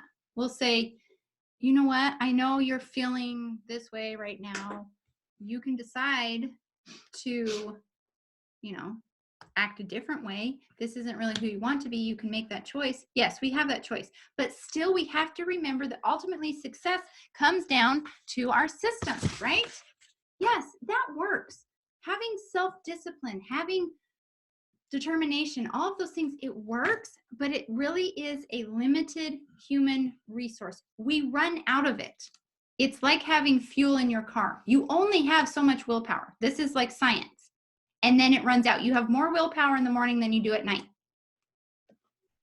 And children have even less than we do, right? And it varies a lot. So yes, there is a place where you want to teach them that, and you don't want them to just think they're victims. But at the same time, you also need to know, ultimately, not being a victim comes down to understanding, oh, actually going without food does make me more ornery, right? Not getting enough sleep does affect me. And so in order to be truly empowered and in charge of myself, I'm going to go to bed earlier. We can't expect to day after day after day be doing things that sabotage us and then expect our willpower to fix it all. It won't work. Can't work. It can't work. We're not designed to operate that way. We're designed to figure out what works and then do those things that work and stop doing the things that sabotage us. That's that all plays into it. Okay, we got to stop because we will keep going forever. And there's questions in here about what about children with disabilities? There are strategies for that too, but you have to be unique and adjust with that. and yeah, the spirit does rule, right? We have to take into account, that we're paired with this physical body. So I just shared those links earlier about all the brain research. Like there is a direct literal effect on sleep, sugar, simple carbohydrates, the amount of fat. Most of us are not eating enough fat. And because our brain is 60% fat, it needs more healthy fats. If it doesn't get them, it actually ignites depression. Low fat diets are a catalyst to depression. And so you're going to find this and direct link to our gut health. I mean, once I realized all the science behind this, I'm like, duh. So every time a person comes to me with anxiety or depression or ADHD or whatever, the very first thing I look at is, what are you eating? What does your daily routine look like? What does your sleep look like? What are you consuming both physically and mentally? And usually I spot it right away and like, oh, boom. And it takes care of the majority of the problems. Not all of them, but a majority. Okay, we got to wrap up. Whoa! More about that, but yeah. Oh my goodness. Okay, love you guys. Thanks for being here. You're the best. Oh, we're going to make it through this. We're going to come out shining. Please don't act like you're on vacation here.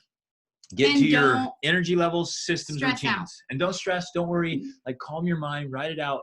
Use these things religiously. Honor your systems and strategies. Honor them. Honor them. And please join us. If you're new to this group, join us. Come in. There's a Corona special. Get in. We want to help. We'll do this weekly as long as we have to because we want to help. And where there's pressure, there's power. We just got to have strategies around the pressure. And we're going to just crush it. And we'll come out of this thing way better off instead of just sitting around trying to numb ourselves to death with entertainment and then come out with more problems. So let's get after this stuff, right? Yes. Love it. Love you guys. You're the best. We should do it. Mary, yes. Yeah, we want to help with all of it. So is there a Corona special on Freedom Income Mastermind as well? Well, yeah, because I'm including it in the All Access Pass. So you can get into the All Access Pass and it literally has everything and it's super cheap. The whole shebang. Okay, you guys are awesome. Reach upward. Remember, every day we're training for greatness. You got this. Okay. Love you. Thanks for being here. Stay healthy. Woohoo.